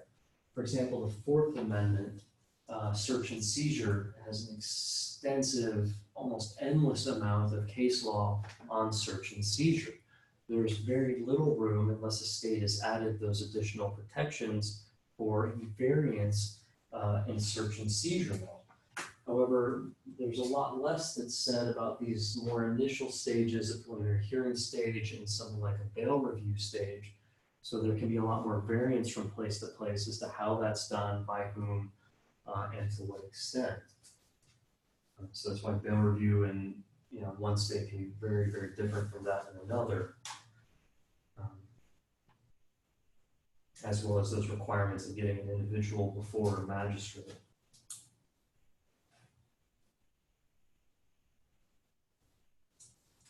Some of the model rules, so the federal rules of civil procedure exist throughout the federal courts. So that's kind of coast to coast. Those don't really have any application in the state, but a lot of times those can be very persuasive. A lot of states have adopted similar frameworks that are looked to the federal rules of criminal procedure and formulating their own rules. ABA standards of criminal justice also suggest guidelines for appropriate behaviors for everybody that's involved, defense attorneys and duties. Likewise for the prosecutors, that they have a lot of sway when you're interacting with the court, you're trying to get the court to rule your way, if you can show that, hey, yeah, Your Honor, I know you don't want to give me more time when I'm asking for this continuance, but we haven't had very many continuances, and by the way, the ABA standards of criminal justice say I should be doing all of these different things before we plead the guy. Even if it looks like a good plea, I've got these additional duties I'm supposed to be following, can be persuasive to the court. Maybe you're in a pre-trial or right at jury trial, you're arguing your pre-trial motions to the judge. You have some particular evidence you want to keep out, you think it's unfavorable, and you know, maybe the law would allow it, but you point, the judge might be on the fence, maybe he doesn't feel comfortable about it, and be pointing to the ABA rules of criminal, or ABA standards of criminal justice and say, hey, the prosecutor maybe didn't meet certain duties when they were doing an investigation this way, and therefore, in fairness, maybe the court shouldn't allow it. The court might be enough to kind of tip them over the fence. We already talked about section 4, diversity in administration. Discretion gives leads to a lot of variance from one place to another. Paragraph 2 on page 23 has a good example of different ways in which discretion applies kind of across the board. The judges have discretion in sentencing. DAs have discretion in charges and plea negotiations. Even law enforcement has discretions in terms of how they will administer the law at the street level. In some places, if it's a smaller town, crime might not be such a big deal. Everybody kind of knows everybody. Cop catches a teenager trying to steal a beer from the local store, and might be a situation of, hey man, come with me, I'm gonna drive you home, I'm gonna talk to your parents, they're gonna ground you, and that's gonna be the end of it. Bigger city like Los Angeles where nobody really knows anybody, it might just be a situation of like, yeah, just take them, book them, just we don't have time for any of this other ancillary stuff. It's just gonna vary from place to place. And I've been talking 100 miles an hour for the last hour and a half, and it's about break time. So before I go, any questions about anything I've covered so far?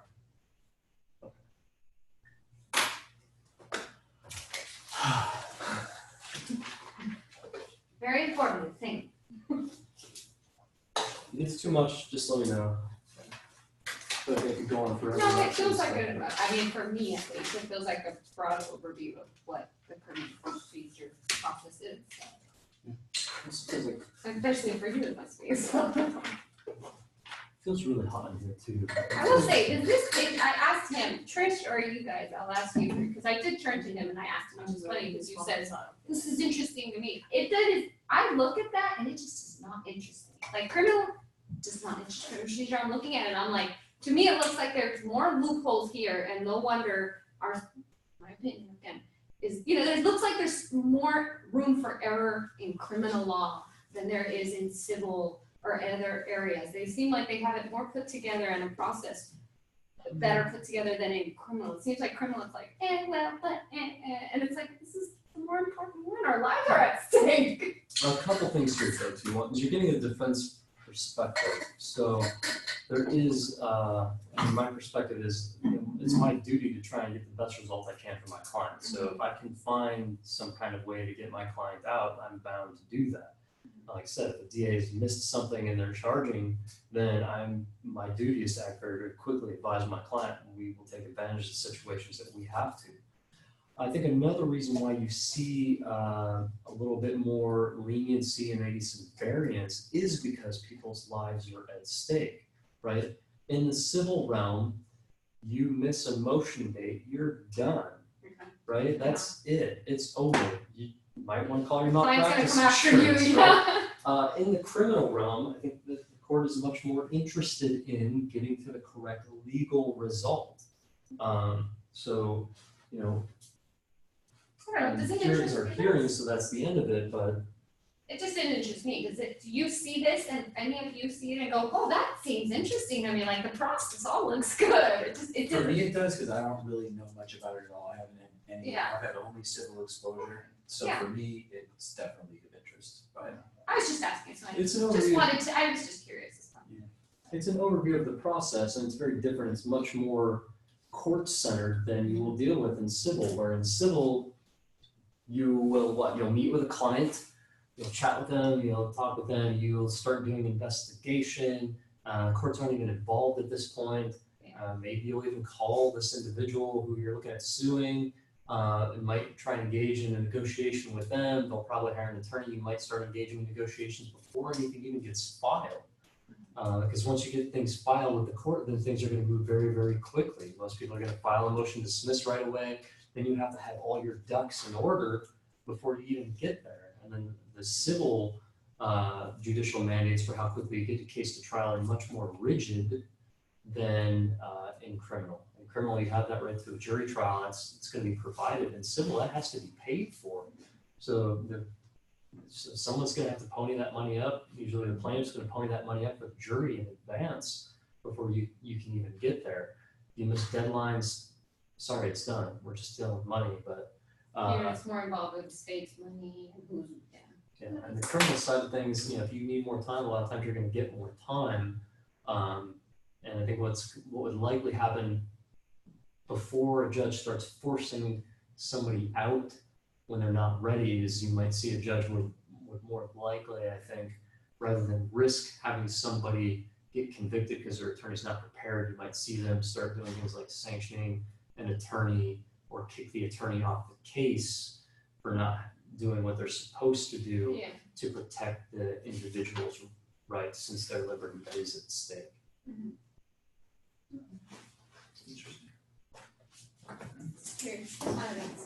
Yeah, yeah. Because I know you work in it. Trish, does that interest you? I'm sorry, I didn't ask you. It does. Do you have volume still? Did we lose you? Because I know you work in it. No, she's on mute. You're on mute. How did you end up on mute? I'm on mute because you don't want to hear background noise from me. You know what I'm saying? So I put myself on mute, so that's why I gave you the thumbs up. I just want to make sure that you have the ability to talk and we can just okay. And I think it's interesting. We'll take a 15-minute break. So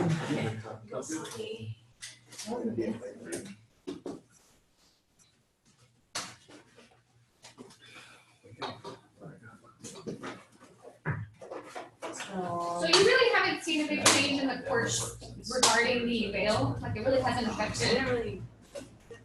It did for a hot moment with a lot of effort. A lot of effort. And once I noticed that all about the field, we had very little reception from the courts regarding it. My view is that even though the case is pulled up on appeal and it wasn't binding on the courts, the underlying legal principles that were cited in the case, in my view, were still valid, but I couldn't get traction on that again. It's always been a tricky subject, though, that bail. It was monumental effort. So you come in and you need to get stuff done in the day, right? Like I've been in court from 8:30 to noon, take lunch, and then come back, and now it's like we got 15 people that need to be arraigned, and we need to get them done quickly, so we can go back to the office and start working on cases. And 15 people with like 2 or 3 of us would take till like 3 o'clock. Mm-hmm. But if we're doing like the Humphrey arguments, where we're calling family members, we're calling the boss to verify the job, how much you're paying, The your whole spouse day to find on out what their one. savings are, and we're there till like 4:15, 4:30. And then we're getting hostility from the arguments because they're new and they make people very uncomfortable, right? If you're a judge and all of a sudden you're thinking you're seriously considering releasing somebody on a robbery at like $5,000 bail, since all they afford, you're feeling very uncomfortable. You've done this for years and now you're trying to do something different. Mm-hmm. Someone's uncomfortable, they hear it quickly, and then you combine that with now it's like 4:30, you've got warrants to review, you've got motions to read, you're tired, it's hot, they're in a suit underneath a robe, so. Yeah, you're like, just let's not touch it. You know?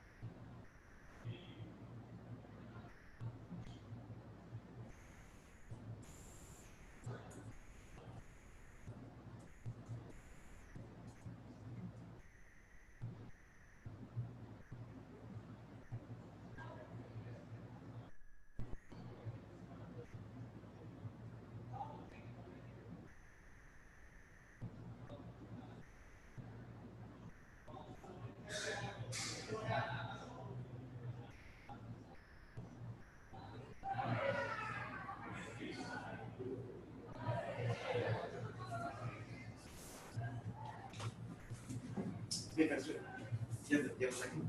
Yeah. So you work for the public defender's office? Yes. Did you work here before? Yes. So if you're trying to work from, so transition from this hospital, this is like not super known. So maybe competing with like big hospitals, right? And you want to work for the defender's office, what would give you that edge to, apply or finish to get into public defender's office? I'm on the fence about family law. That's why I work with Mike, and I wanted to see if I can make you ready for it. What I would suggest is trying to get an internship in somebody. Someone known, even here, where there's a couple reasons for that. One is you gain some practical experience. You get a clerk for public defender's office. To get your name known. Because if you can get someone to vouch for you, or if you can basically demonstrate your ability to work and see you around, that's a good step. What school you went to, I don't know how much bearing that really has. I mean, it's certainly eye-opening when someone's like, they went to Harvard. I don't think we're going to get you those people if I want. So I think it's probably less of an issue what school you went to, more so the the experience you get, but a lot of it is just going to be that experience. I don't think you're going to be differently suited than someone who went to a different school. So I went to school and I went to the University of San Diego. And I felt like I didn't know anything. Right? I knew the law pretty good. And passed the bar on the first try, so that was cool. But I didn't know anything about being a lawyer. Right. And this school, and I think it's basically geared for that. And internships that you do will help you pick up a lot of that practical experience. You can walk in the door knowing what you're talking about, knowing what other people are talking about. You're going to hit the ground running. Right. And so if you can get those kind of internships in the door, you're building a resume, getting some good reference letters, and then especially a place like here where everybody knows everybody. And if you get a recommendation from someone like Dolan, Rodriguez, some of these Greenberg, these are the big names that are out here, that means something. You're getting a judicial clerkship with the courts, that means something too. Yeah. You get a recommendation from like Judge Hopper, Judge Meetings, these people whose names you know, that certainly catches people's eye. Don't think that just because you went to one school versus another that you're going to be hampered by that. Because I think most schools, unless you're taking the initiative, it's really hard to say that because there's so many candidates out there. But it's your own practical experience that's going to matter. Yeah. So I got out, they handed me my bar card. I felt like a toddler who'd been handed a handgun. It's like this validation. No idea what I'm doing. So I got on the internet and just Googled criminal defense attorney Indio. Yeah. Didn't know anything about search engine optimization. So I just realized like people, like the bigger players would spend the money for that. To be at the top of the list, but the first person I called was Dolan. Right. And they were slow that month, and they were kind enough to take me in, volunteered. They hired me on when they thought I was indispensable, and then at a certain point, I think they thought that I would make better money, be better for me and my family if I got into the public defender's office. Yeah. And they heard about it, and they put my name forward, and that was it. Yeah. I was on Will, and he said he's basically just going to put him in his first case. He says he worked with him for a little bit, but he emotions on that. And I think that's what I was thinking, like, I lack experience if I wanted to do that. That's one of my possible goals, other than maybe taking on a lawyer role as attorney with Mike. So that's what I'm thinking. So that's what I'm talking about, experience training with Dolans on the days I don't work with Mike. So I know it's a couple of days, but but see it. I don't want to go blind, some people like just take a job because they think that's the only thing, but Get out there, get comfortable, if you're interested in it. We'll probably call the office of the opportunity internship here. I've seen the internships that Dolan's done here, people work for him, all turned out spectacularly. So just get your feet wet as soon as you can. If you get certified law clerk position, get in there, get in front of the judge. Even if it's just basic appearances. Getting to the point where you're as comfortable in front of a judge with an audience as your back as you are just having this conversation here. Right? Or as comfortable as I am up here battling on. learn how to teach, I mean, I'm not trained as an educator, right? I'm trained as an attorney. And so basically come in and talk about the stuff I do, fourth year now. And just getting out there, get used to it, comfortable, build the confidence. Okay. Swagger's half the battle. Right. Let's work with that. Okay. And then the remaining of the class, I noticed that like there's cases. We do the same thing when we sign up and everything. Present the cases over topics or the subjects, and then we try to walk through the cases. Let's see. There'll be some cases, not today, but in the future. Yeah, and those cases, calling you, I'll leave it open, any potential case to cover, but it's probably gonna be like main ones. Yeah. So it's at least like a page, but, Both of them too. and I'll probably stick with having you guys stand up just for that portion. Just because I know they want that as more formal. I prefer a more laid back approach. Yeah. Unless I'm like addressing a jury, I'm usually asking the court if I can just sit, because that's how I'm more relaxed. I feel like I'm better when I'm relaxed. Yeah. So in motions, the argument to the judge, I'm usually sitting down. Okay. Thank you for sharing. Brian, right? Dan, no. No, our first year, one of the Dean study that she completely confused me and Dagan for this year. So that's gonna be a repeat. So we're waiting for you guys. You're like, nope. I don't follow you. This plus 2 years instead of Yeah. we didn't have enough people really just come to genius, and she has the alternate or the opposite perspective. Oh, She yeah. goes across the age for a very, very long Her time. law was very interesting in that book. Yeah, very interesting. So, we're in the water industry, He was talking crap about you. What? He was talking crap about you. Me? Yeah. Yeah. He's all happy as a dog. Yeah. I was like, Oh, no, we have Melissa. no way. I know you jerk. First of all, I don't know who did that yet, I'm like, because I haven't programmed my phone. That was Brian. I figured. the principal was talking bad crap about me. It's low right now. I was like, no, she can't be, no. Yeah. Hey, you got the Jim card. He's in the hospital. Oh yeah, you got a really bad car accident, huh? Yeah, he did. Our teacher from this year reminds me of Ireland. Maybe. What? A little bit reminds me of Ireland. Ah, like in Personality wise. Oh, okay. I Personality. can see it. Personality wise. Our what's her name? Francine. Yeah, this is Right? A little bit. Isabel, Melissa, yeah.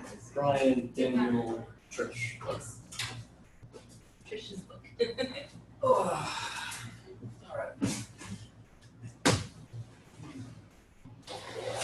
That I've used. I have it since the beginning of the whole year.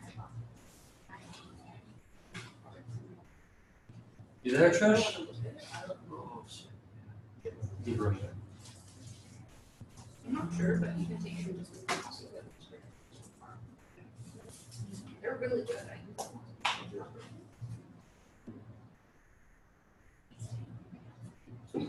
So when I do, Yeah, me too. that's how I learn. I put it on my phone. That's how I learn. All the time. So Should I have it? those games. It starts at 7:30. I do what the teams they start at 7:30. Carry from there. She will learn. You tune in now or something. Like I'll change instruments some of mine. But that's the one. Yeah.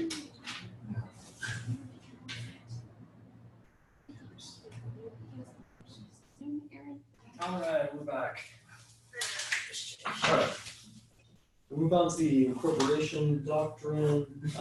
This talks about how some of the law that we have, like how we actually got a hold of some of this stuff. So originally the Bill of Rights, the first 10 amendments to the U.S. Constitution is only applicable to the federal government and doesn't have any application to the states.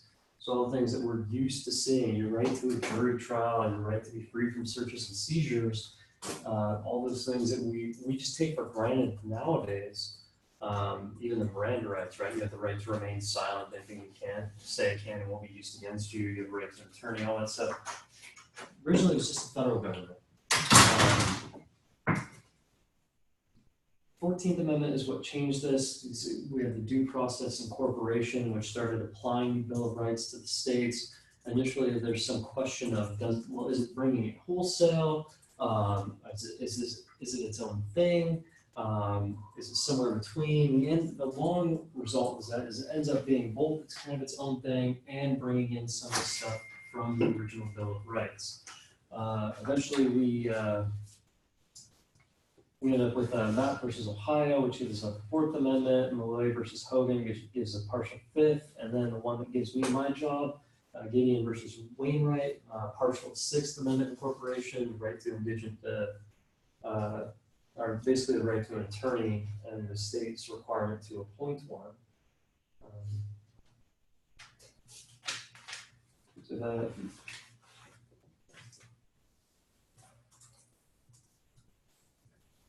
So the kind of the due process, like I said, 14th Amendment due process has kind of its own thing. Basically, kind of this like is it fundamentally fair to allow certain things to happen?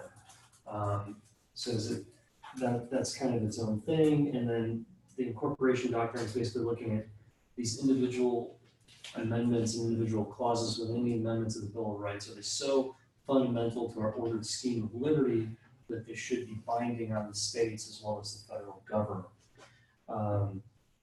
The rest of this chapter kind of deals with a couple of cases and shows some of the problems that they've had with incorporation. I don't really.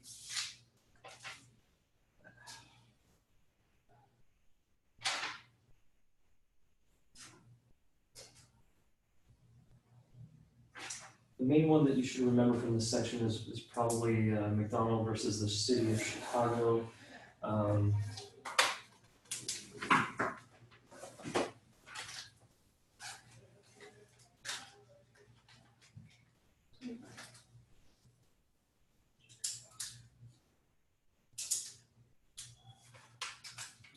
This mixed up.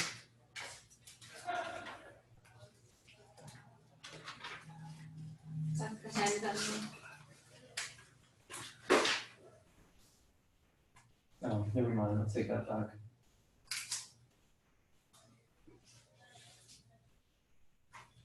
Okay, let's scrap that.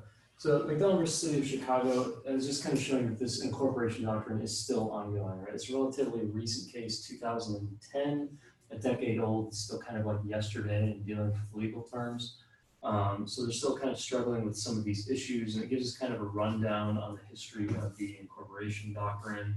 We have kind of Justice Black's initial view, which is that it should just be totally incorporated. All of the first 10 amendments should be wholly applicable against the states.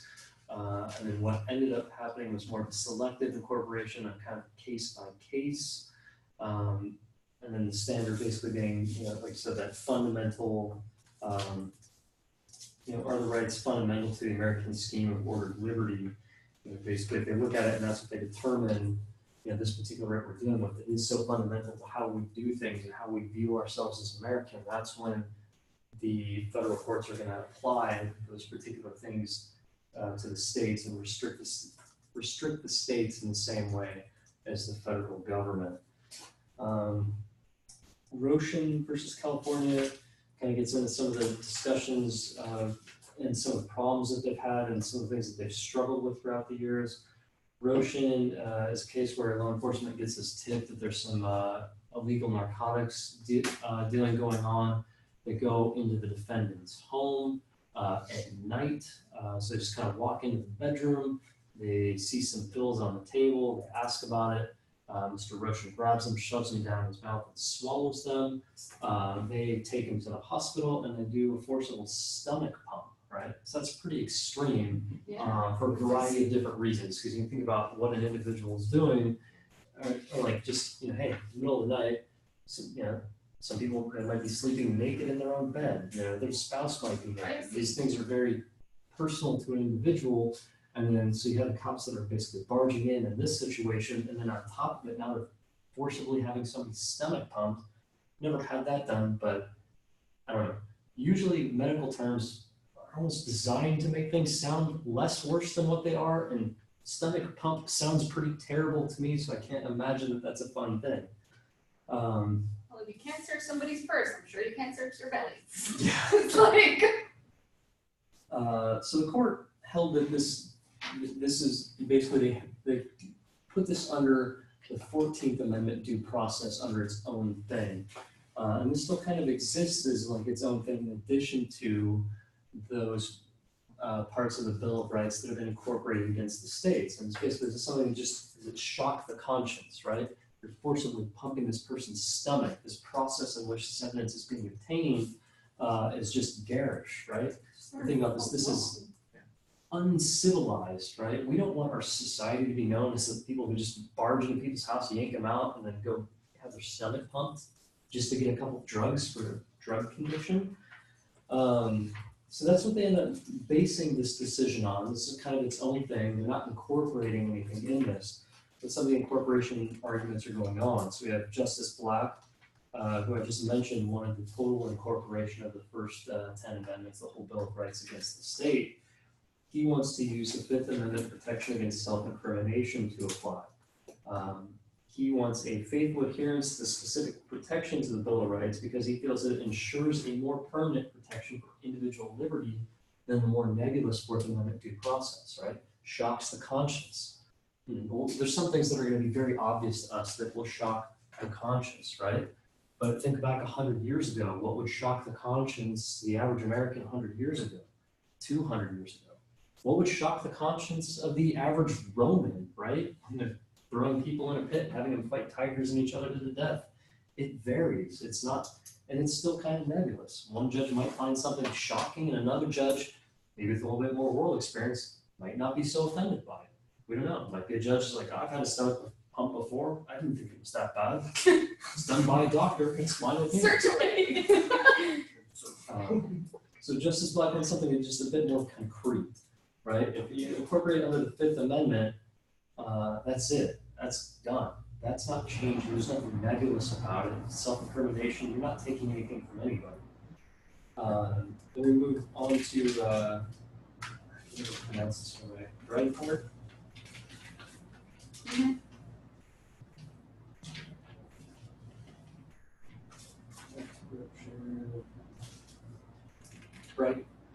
Breitbart versus Abrams on page 28. So here we have cops who take blood from an unconscious person. This was determined to be okay.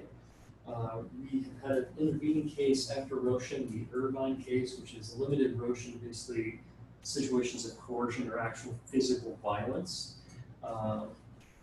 Here we have a situation where it's forcibly taken, but it seems less shocking to the conscience, right? All right, so the person's passed out, they're not feeling any pain, they're not aware of what's going on. Doctor, they put in a needle, they take the blood. It's not really so shocking.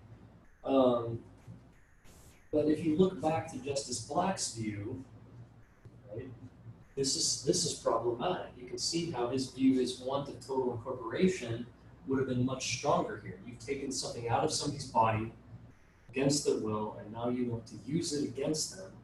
Under the Fifth Amendment, this is no different than Roshan. Under due process shocks the conscience, we're adding an individual case-by-case analysis, we can come to a different result, and that's what happened. And it's no surprise you see Justice Black that's dissenting in here. Why should it matter if the person's unconscious or not? You've taken something from them, you didn't have their permission, government's gone in and taken something without the permission, now they're using it against them. That's what happened in Roshan, that's what happened here, it's no different, it's not okay, but you still have a different result because you're relying on the more nebulous 14th Amendment due process. Then we move on to Schmerber versus California. So in the interim, between Breitbart and Schmerber, we've had a couple things happen, some other cases that we'll get with later, but the Fourth and Fifth Amendment, Fourth Amendment search and seizure, and Fifth Amendment privilege against self-incrimination have now been fully incorporated against states through the 14th Amendment, they have been selectively incorporated as opposed to just relying on this more negative due process. So now the court has to square Roshan with, or the decision in Roshan and Breithout with now the full Fourth and Fifth Amendments. So in this case, we have a similar situation, unconscious blood draw. It's done by a doctor according to medical standards. So just like Breithout, where it's finding it's not shocking the conscience, right? It's done in the same way, a person's unconscious, not a big deal, no problem with 14th Amendment due process. Fifth Amendment self-incrimination now is becoming an issue because Fifth Amendment's applicable against the states. Now we have to address it. They sidestep the issue. They limit Fifth Amendment to testimony. So yes, they've taken it from the person, and yes, they're using it against them, but that's not what they feel was meant by the privilege against self-incrimination. They want to limit that to a person's own words, the statements they make. When you're looking at a privilege against self-incrimination on its face, it's not super clear as to what that should be. Clearly, you have a justice on the Supreme Court prior to this who thought that that meant you can't take something from somebody and use it against them. So that they're not limiting it to just testimony. That's very broad protection. And now you want to limit it to just testimony, just their own words. And what situations are you going to have this individual who is basically being forced to use their own words against them, right? So what, torture maybe? Or getting someone to try and talk against their will? That's way narrower in scope than just general, you can't take something from somebody and use it against them. Question. Yeah. Do you know what the rationale is behind statements made by someone when they're involuntarily intoxicated and how that's used against them? Like, why isn't that an infringement of their Fifth Amendment rights?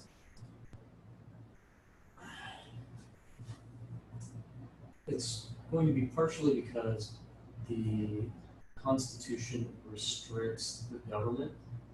So if an individual takes something that lowers their own inhibitions, let's say there might be, you have a certain threshold of in which you might not say something that gets lowered when someone takes something that intoxicates themselves, right? The police didn't administer that; they didn't lower the bar. So it's about police overcoming that free will. If the individual has lowered their own free will, and the police officer isn't, again, taking advantage, kind of stepping over that line, then they haven't done anything wrong. So they haven't really offended the Constitution. It's not their act that caused them to get the information. They didn't overbear this person's will. The person was just more willing to provide the information. What about in situations where they're interviewed, like in a hospital, where they're, some sort of medicine or something is, administered into their body? They didn't put the medicine in. The Constitution is restricting the government, not the Government, doctors. not It would be different if the doctor is trying to rush them in for an emergency surgery and it's something that they need. If the officer is delaying that person from getting necessary treatment, now the officer has done something. And he's basically he's overstepped his bounds. He's stepping on a person's free will, coercing them in a way to give a statement they might not otherwise give. If they're sitting there thinking like, shoot, that doctor just said I might die if I don't get this treatment right away, and this guy's not letting me go unless I answer this question, I feel like I need to say something because it's not worth dying over, right? That's different. But the other situation, so they're not really trying to take extraneous advantage of it, it's not going to offend the Constitution.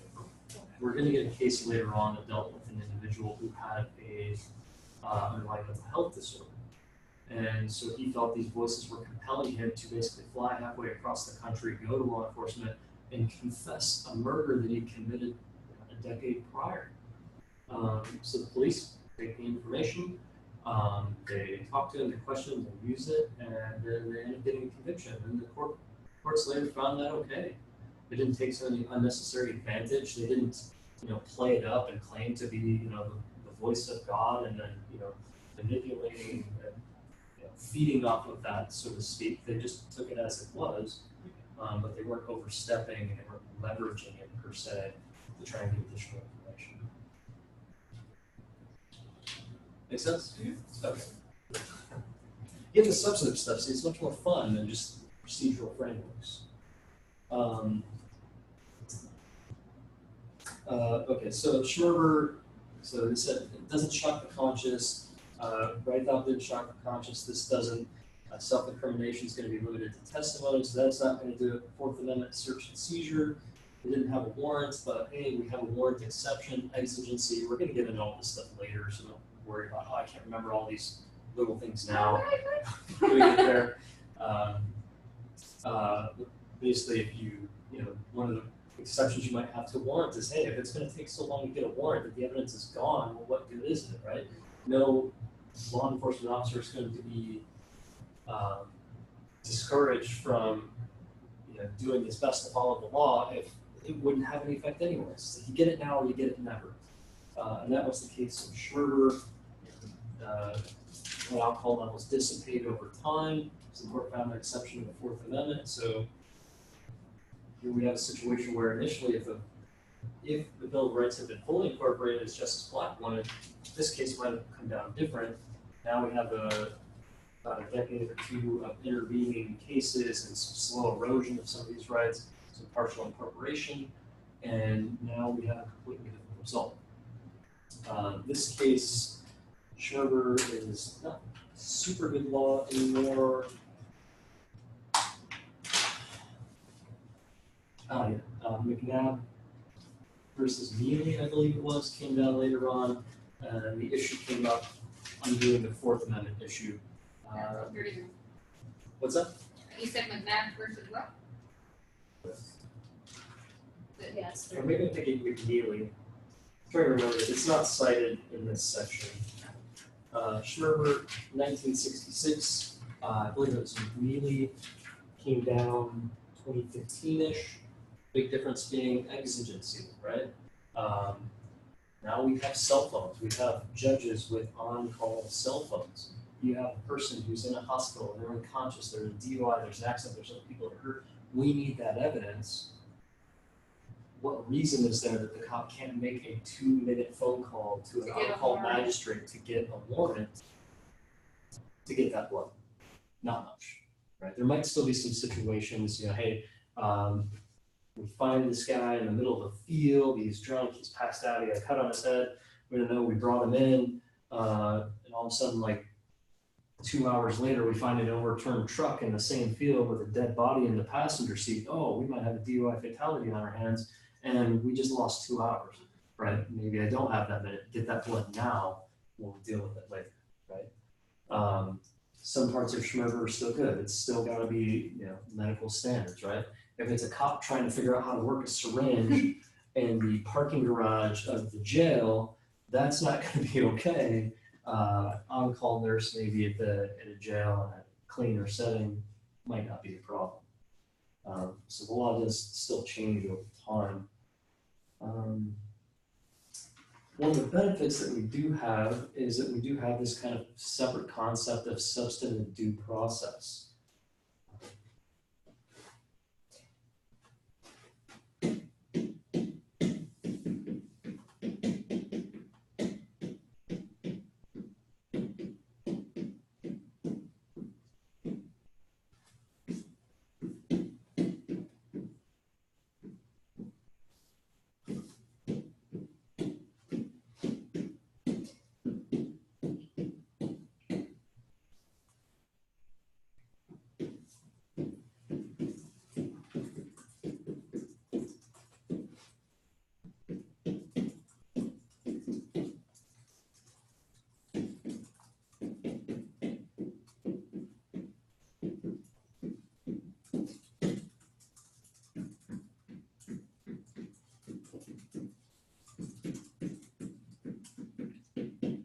So we have that kind of shocks the conscious test.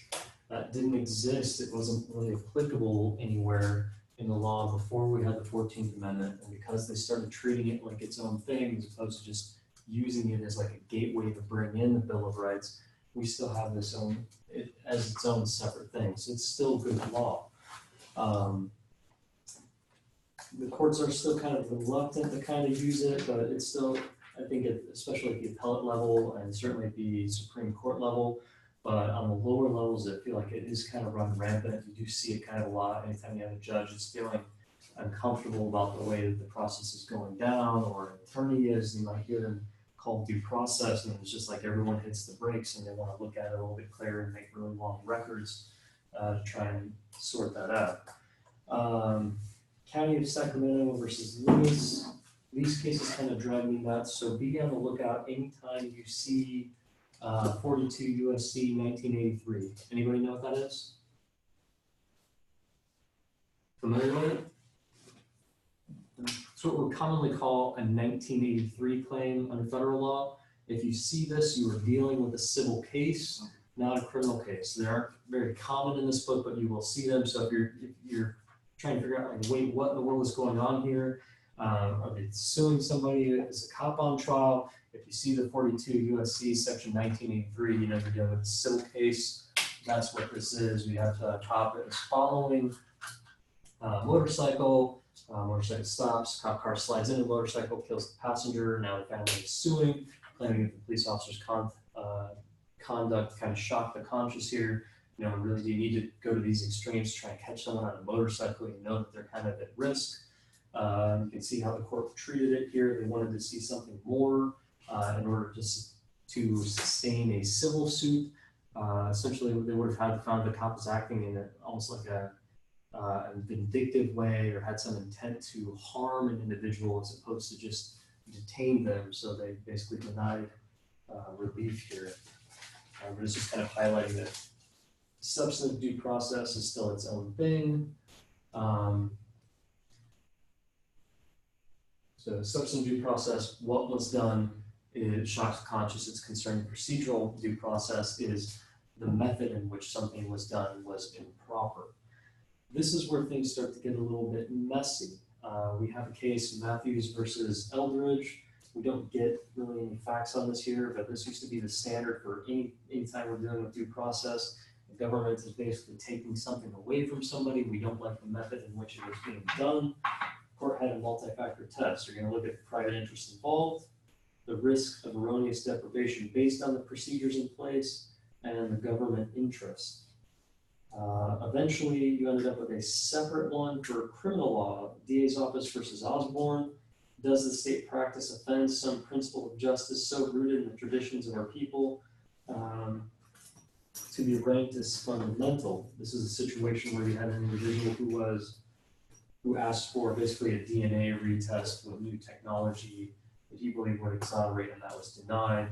And they're reviewing the court is essentially addressing the review process in which the government made the decision to deny that retest. And then they found that it was okay using this standard. That's very nebulous. Right now, we don't kind of know where we stand because we have Nelson versus Colorado, a newer case where the court applied the Matthews standard to a situation of excessive fines. So it's kind of a question of, well, did the Supreme Court go back to the Matthews standard for a criminal case? Or are we dealing with more of a civil issue because we're dealing with fines and fees? Is DA's office versus Osborne still in play? And that's still just a little bit unclear right now.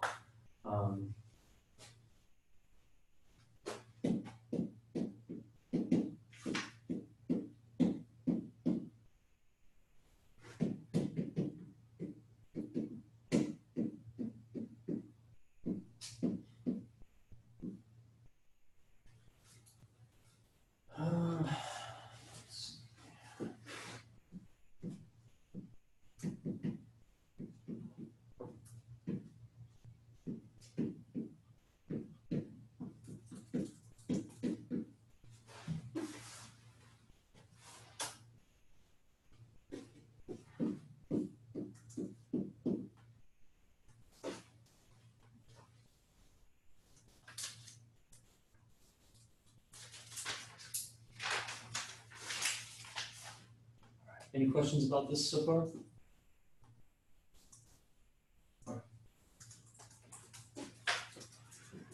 Professor, I can't really read that, but if it's in the book, I can't read it from this distance for some reason. The top section is substantive due process. This is the shocks the conscious test. Basically, Oh, okay. what did the police do? That comes from the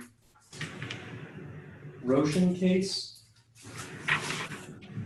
Okay. Then we have procedural due process, basically the methods in which something was done, or basically the court procedures of things. And we have two different cases that address that. It's unclear as to which one is truly controlling. Is it the Matthews versus Eldridge case, or is it the DA's office versus Osborne? And these are all in section 4 on page 30. Thank you. Awesome. No problem. Alright, so we move on to the supervisory power. Sorry, I've gone back and forth over years. I've used this because I feel like it frees me up a little bit more. I've used PowerPoint, but I feel like it never can fit everything on there. Even reviewing one case, I feel like it uses several slides, and you guys can read anything I put up there quicker than I can put it up, than I can say it anyways. So we'll try some different stuff this semester and see if we can find something that works finally. But as long as you understand the material, that's the main goal. So please ask questions if you don't understand.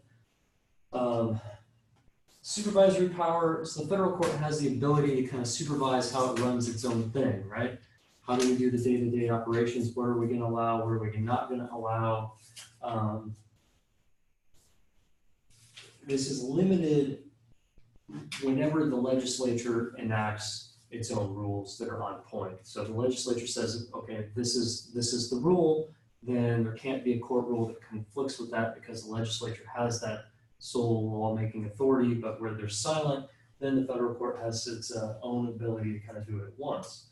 One of the most famous examples of this is McNabb versus United States, which prohibited the introduction of statements that were obtained due to prolonged detention. Usually this requires individuals to be brought before a magistrate within 48 hours. So this rule is initially it's a federal supervisory rule. Most places have something like it, but McNabb is federal supervisory power, so it only applies against the federal courts. So at the time, if somebody wanted to, in the federal, like the FBI arrested somebody, they got to get them in front of the magistrate within 48 hours. If they start trying to talk to them longer than that, it's a problem. If their same counterpart with the local sheriff's department kept somebody for like 4 days and he was interviewing them the whole time and when he used those statements, it wasn't a problem at the time. The federal court basically said, we don't want this type of information in front of us. We don't feel like it's being fairly obtained, so it's not coming in. We have so it's a relatively common thing that the court would do, but then it started really falling out of favor to the point where it's almost questionable now as to how much supervisory power the court has beyond just kind of mundane things. U.S. versus Russell, they had this dealt with an entrapment case. We don't get much of the details to find out what the police were really doing, and I feel like this is a situation where they probably could have given us a little bit more. But the court, a lower court, basically did not like what law enforcement had done, so it used its supervisory power to kind of keep out or to overturn the conviction. And then the higher court basically said supervisory power is not intended as this chancellor's foot veto on law enforcement practices. So just because we don't like what the cops are doing doesn't mean that we can just use our supervisory power willy-nilly to stop them from doing it. It's kind of highlighting the judicial unwillingness to kind of use this power.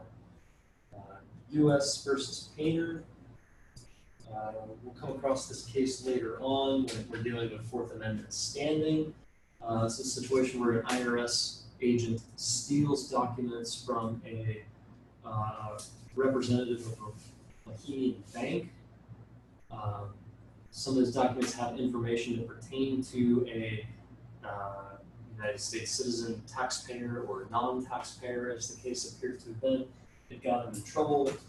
He tried to keep out these documents, arguing that violated the Fourth Amendment. The court, as we'll see later on, said he didn't have standing because these aren't really his documents. I think a lot of people have problems with this. Like, it's his information. It's the bank's document. It's the bank's records. They're not his. It just has information that pertains to them. So the court tried to keep it out on supervisory ground. We don't like that the IRS basically stole this other individual's briefcase. We don't like law enforcement officers doing illegal stuff. That's not right. So they kept that on the supervisory power, and the higher court basically said, no, you can't use the supervisory power in this way to kind of extend the Fourth Amendment. So it starts to become a question of, what are we going to use this thing for? Another example, U.S. versus Hastings. You have a defendant who is charged with what sounds like what can only be, I'm guessing, sex trafficking. The DA commits Griffin error, which is commenting, hey, defendant could have taken a stand in his own defense. He could have told you what happened, and he didn't do it because he's guilty and he knows it, right? You can't do that as a prosecutor. That's prosecutorial error. It's called Griffin error, but it's subject to harmless error review. So if the court looks at it and says, yeah, he did that was wrong, maybe we'll report him to state bar, but we're not going to return his conviction because even if the prosecutor hadn't made those statements, it wouldn't have come to a different result. Look at all this evidence. The judge apparently seen a lot of this happening and had enough of it and said, I'm going to reverse this decision. This DA's office is doing this all the time. So they don't even care about this rule. They don't care about this constitutional right. They're tired of it. So overturning the conviction. Seems like a pretty reasonable thing to do. You got judicial supervisory power. You're not cool with the way that they're doing things. You want to control your court? Okay. But again, the higher court said no. Criticized their use of supervisory power. And the quotes are pretty good. The values assigned to competing interests do not change because the court is elected to analyze the question under the supervisory power instead of the Fourth Amendment. In either case, the need to deter the underlying conduct and the detrimental impact of excluding evidence remain precisely the same. Right? Basically, the court saying we have remedies for this violation of rights to review it under the harmless error standard, and that's how we determine what we do with the situation. You can't do your own thing.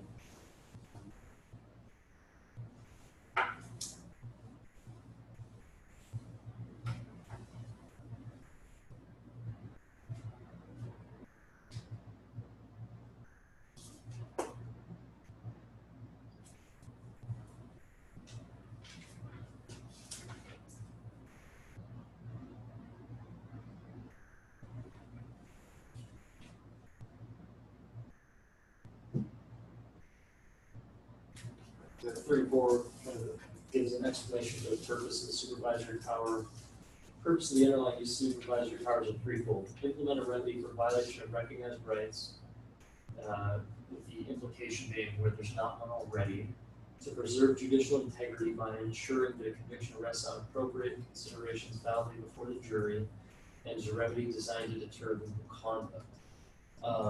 So that's kind of the purpose of the supervisory power, but if you put that in the context of those last couple of cases that we just looked at, it seems to be conflicting and doesn't really tell us much. The author does give us one bit of suggestion, which would be something to take to heart, I guess, for, if you're ever in the practice of, or if you're ever in a position of wearing a robe or being a judge, using supervisory power, you might want to basically say you're doing it under state law, basically state grant as opposed to federal, because then you're going to be insulated from the federal court's review of it. Judges might be more willing to say, okay, yeah, that's reasonable, we're okay with you doing that, as opposed to the federal court. And the federal court's going to be very reluctant to get in and try and review a state court judge's decision that's been made on a state law ground.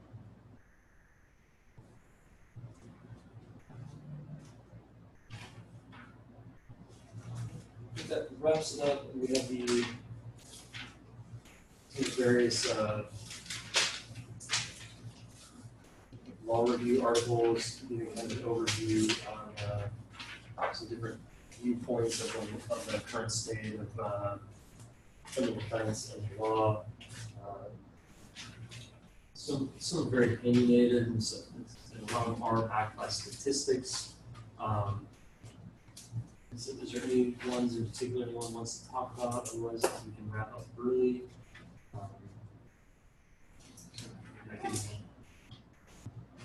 The only thing I could probably add or throw in, the idea of kind of an insider's perspective. My viewpoint is skewed since I do represent the defense, right? From my point of view, I do feel like the defense side is very vastly underfunded compared to both the prosecution and law enforcement. If you look at it from the perspective of like prosecution and law enforcement almost being kind of the same entity, right? It's their investigative branch in a way, and that's where the DA gets most of their information. They have a ton of resources compared to this. They are doing, on the other hand, a lot more stuff. Police in general aren't just doing investigations. Good police, and I think it's the majority of them, are trying to look at things objectively and are trying to collect as much information as they can. So in that sense, they do kind of work for both of us, and they do have that kind of peacekeeping functionality. The DAs do, I think, deal with a lot more than necessarily a public defender's office. We aren't all of the attorneys out here. We are probably about 75% of them out here in the Valley. But they do have to deal with the other 25%. They do have to review all of the cases that never got filed because they were too ridiculous or didn't have enough information.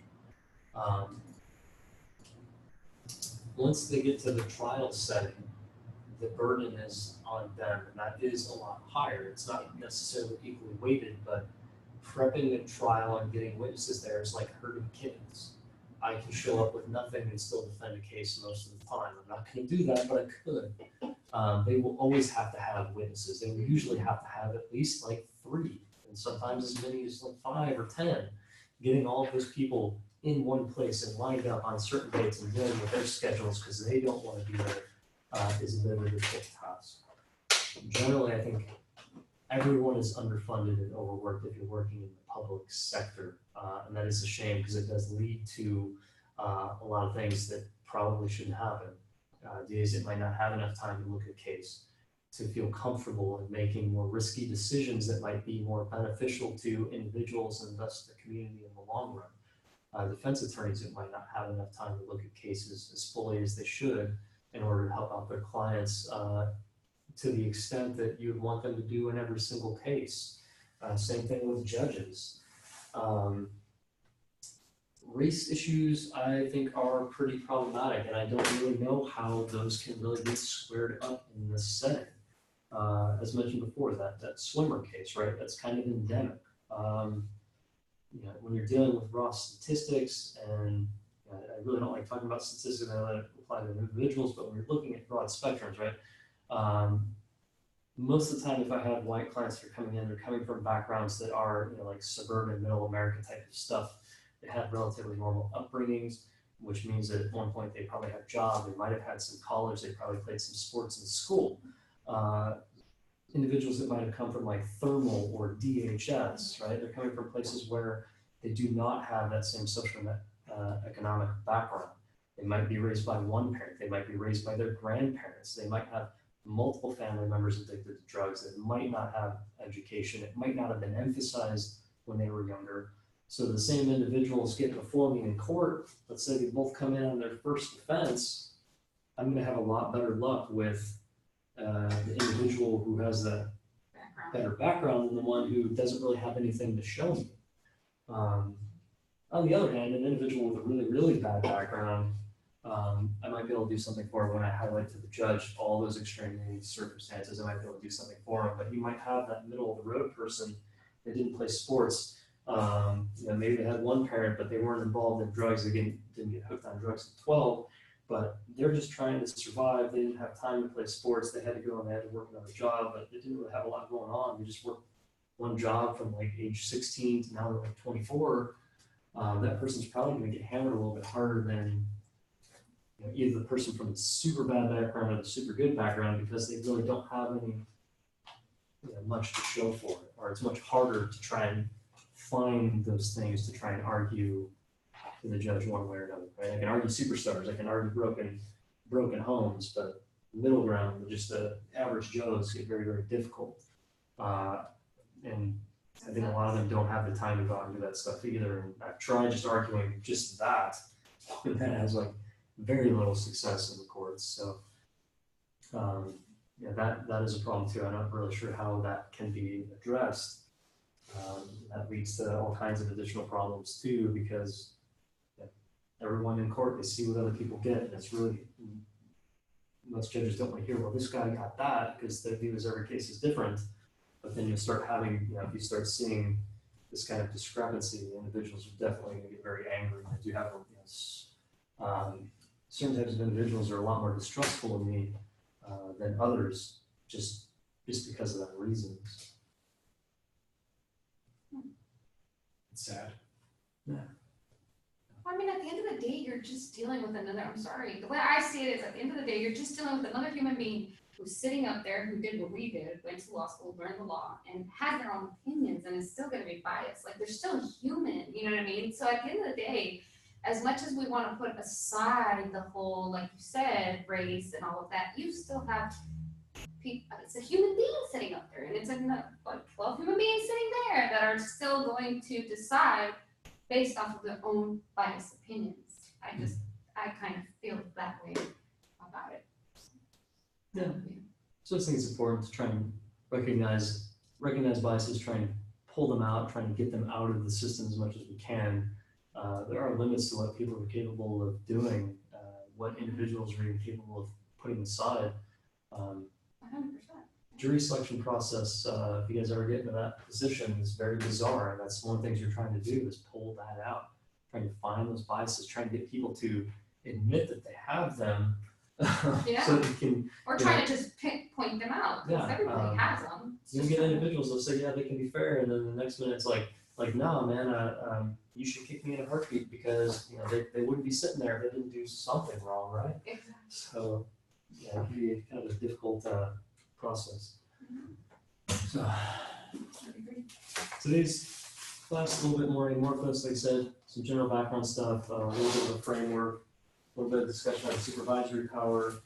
Next class, we're really going to start diving more into cases. We're going to start dealing with rights to counsel, when it applies, when it doesn't apply, and then we'll get into the class after that, one's duty to their clients. And then after that, we'll be diving into the Fourth Amendment, where the real fun starts, because it's kind of like which reminds me of like Wile E. Coyote, right? What did the police do this time? Why is it okay? Why is it not okay? And it seems like every time like courts tell them they can't do something, they come up with some new wacky idea to try and see if it's okay. So we'll see all kinds of stuff from skirt around the issue. tracking devices on people's cars, to infrared devices on the home, to drug sniffing dogs on the porch. And it must be getting worse with all the electronics and all the devices that, the way society's moving, it must be getting worse, because nowadays it's like. And then it's a matter of what we know about, and then things that specters on the horizon that a lot of people are getting really uncomfortable with, and are they kind of, okay or not okay? Things like facial recognition software. Or it's kind of like that door. Have you guys seen, like, I don't know if you have that neighborhood app, anybody, where you see, and this is completely different, but it's like that, where they'll put, it's like a neighborhood, it's like a little doorbell, and people go, there's so many people on the neighborhood app that will just put, this lady came to my door and knocked, and then they make them sound like a criminal, and you're like, the hell, you just put that lady on blast, put her face out there, made her look like a criminal, all she did was ring your doorbell, like, because it made it offensive, but you know what I mean? Just can't turn the door off. Facial recognition to drones, to what do they call it? The shark bite, the a law enforcement owned mobile cell tower that can basically like intercept messages and information. I do agree though that like criminal law and a lot of where the aid is needed, they don't fund it. In law is a big issue, I think. Well, the average American rights aren't being defended by the average American citizen, because the average American citizen, their rights aren't really being implicated most of the time. So it's usually criminals where people's rights are coming up, or alleged criminals whose rights are coming into play. And then the police are going into people's homes or searching people's cars or searching individuals or detaining individuals. One of the things we'll get into, one of the main themes of the case is what our Constitution was designed to do and why it was designed to be that way. It's a very, in my view, a very paranoid document. It's very restrictive of a government. It's not saying what a government can do largely, it's saying what it can't do. And it's created in response to colonists' oppression, essentially, by the British government. So I see things like you can't quarter soldiers in people's homes. You have these rights, these trials, these public trials by your own peers. So it's not like, all right, we think something suspicious is going on in this individual's house, so we're going to enact this law, and now these soldiers are now going to be all up in their business, making it very uncomfortable for them to do anything. And at a certain point, this individual is just going to disappear on a ship back to England, where it's going to be in front of a jury of 12 people from London who he's never met before, and they're going to be trying to judge this evidence, and they're going to get a confession from him from a back room. Then who knows how long he was back there without any real food or water when they're questioning him, and now his statement is coming out against him. So these are the things that the government is concerned about, and they're really kind of designed to protect society as a whole in a way from the specter of a dictatorship. If our government started turning south and you want to make people disappear, a invalid criminal justice system is probably a good way to do it. You didn't have juries of your peer, you could handpick your own jury. You didn't have a right to counsel of your choice or counsel at all. I mean, you could see a situation where the government's going to handpick your attorney to intentionally not do what you want them to do. That's a problem. Or if you don't have a jury at all, they can just vanish. So that's kind of the viewpoint of why we have these rights, why they're important. Because hopefully we never need them, but at a certain point, if we ever do, we want to make sure that they're well defended and that the procedures behind them are well outlined.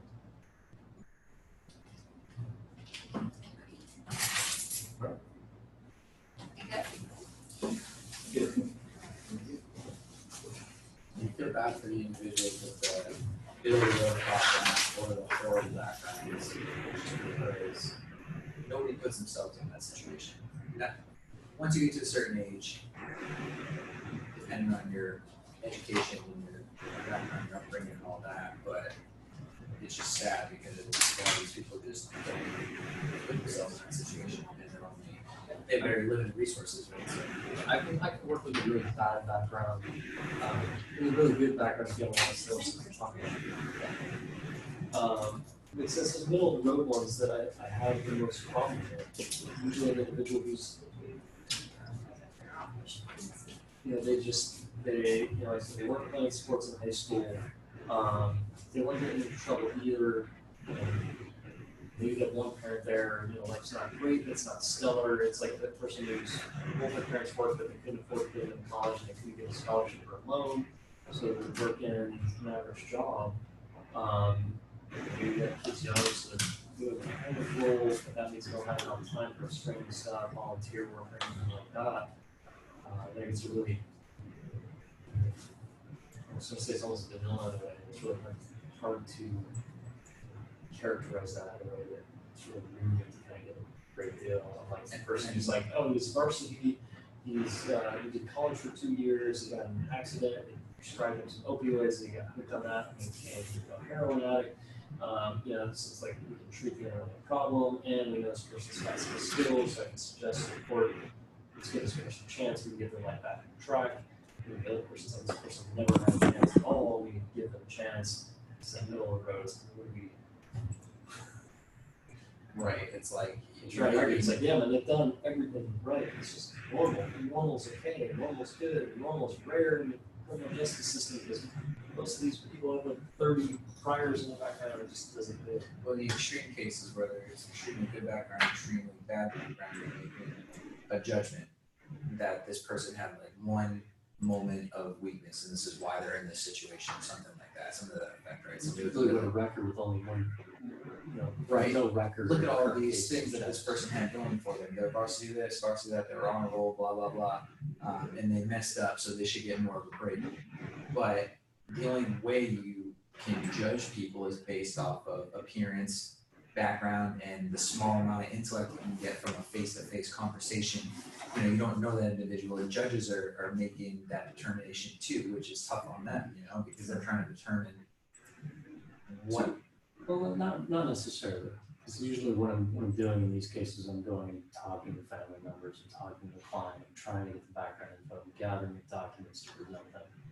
So all that stuff can be done, but some things that when you talk to an individual, if they don't give you an opening, they don't tell you who to talk to, or they don't know who to talk to, or this is the middle of a person who they had that one job, but they don't want to get their boss involved, so they don't want to lose it, or their parents work, so they don't see him too much, so they don't take the time to write the letter, and once they start getting like no letters from family and friends because they don't really know what to say despite me trying to help, then they start giving up, feeling like they have nothing, and then I have less to work with. Shame. Keep trying. Like we do. Well, we will have future discussions because I think the public defenders of the DA's office is like one of the only places where you can get that trial experience right off the bat, and that's something I'm definitely interested in. I think trials are a lot less common than civil. It's more likely to get a trial experience than criminal. Just want to make sure you're doing what you want to do, because all legal jobs are hard. If it's not what you want to do, they can wear you down pretty quickly. Yeah, I bet.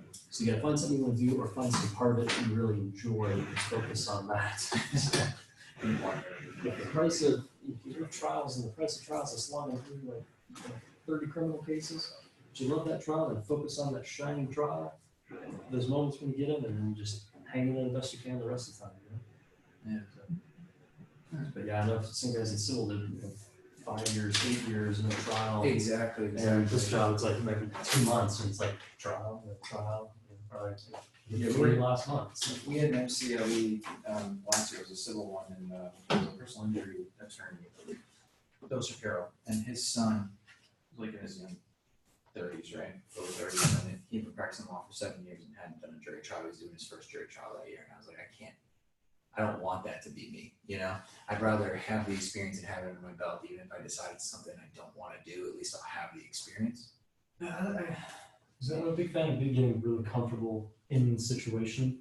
One of the things that I don't want is to be uncomfortable with the situation and then be stressing out about the case itself, right? Because the cases are already kind of stressful. So you can imagine, so if you got this big civil case and now you're worried it's my first trial and I'm worried about being nervous in front of the jury and nervous about my arguments on top of nervous about the case itself, I'd rather just go in and be relaxed, right? I've done this a dozen times. I'm used to being in front of a jury. This part's down. I just can focus on the case and I can think about that, and I don't have to worry about anything else. Yeah, that's what I was That's thinking what for a I was while. It's like you have to get comfortable doing something that's going to be uncomfortable at first. There's no doubt it's going to be uncomfortable at first, unless you're like a professional public speaker, I guess, right? Yeah. So I've had that feeling for a while, and I was like, I have to just jump both feet in. I heard, I think we had a panel last year, and there were 3 speakers. It was Rod Soda and Otis Sterling and Sean Murphy from the firm that Pete Nolan works at now. I forget what the name of the firm is. But Judge Sterling's message really spoke to me. And it was just, you just have to not run away from it. You just got to jump both feet in and get comfortable doing things that are uncomfortable. Yeah. Just joke around. A young attorney buying shoes should make sure that they taste good, right? Just stick your foot in your mouth a lot. That was one of my initial goals, and when I first became a public defender, is get as comfortable as I can calling cases, and get as comfortable as I can arguing motions, or doing prelims. And now it's like, now I'm on the felony trial team. Let's get as comfortable as I can in front of a jury. That's why, like last month, I stacked them up. Let's do 3 back to back. I was rusty. Let's get after it. Let's just get in again, To the point where it's like, cool, it's not a big deal. It's just jury going to trial is just another day at the office. We're prepped, we're ready. It's not a big deal. Go and do it. That's it. It's just 12 people. I'm just doing the same stuff I was doing in front of a judge to 12 people. And they know the law less, so I stand a better chance. That's right. But yeah, just keep doing it until you get comfortable. You're gonna have good days and bad days, and then good days again. And then days that used to scare the tar out of you won't be days that you burn twice at a certain point. Right. Desensitized to it eventually. Just remember, it's all in practice of law, not perfection. Right. Have a good one. Bye, Trish. Ah, thank you.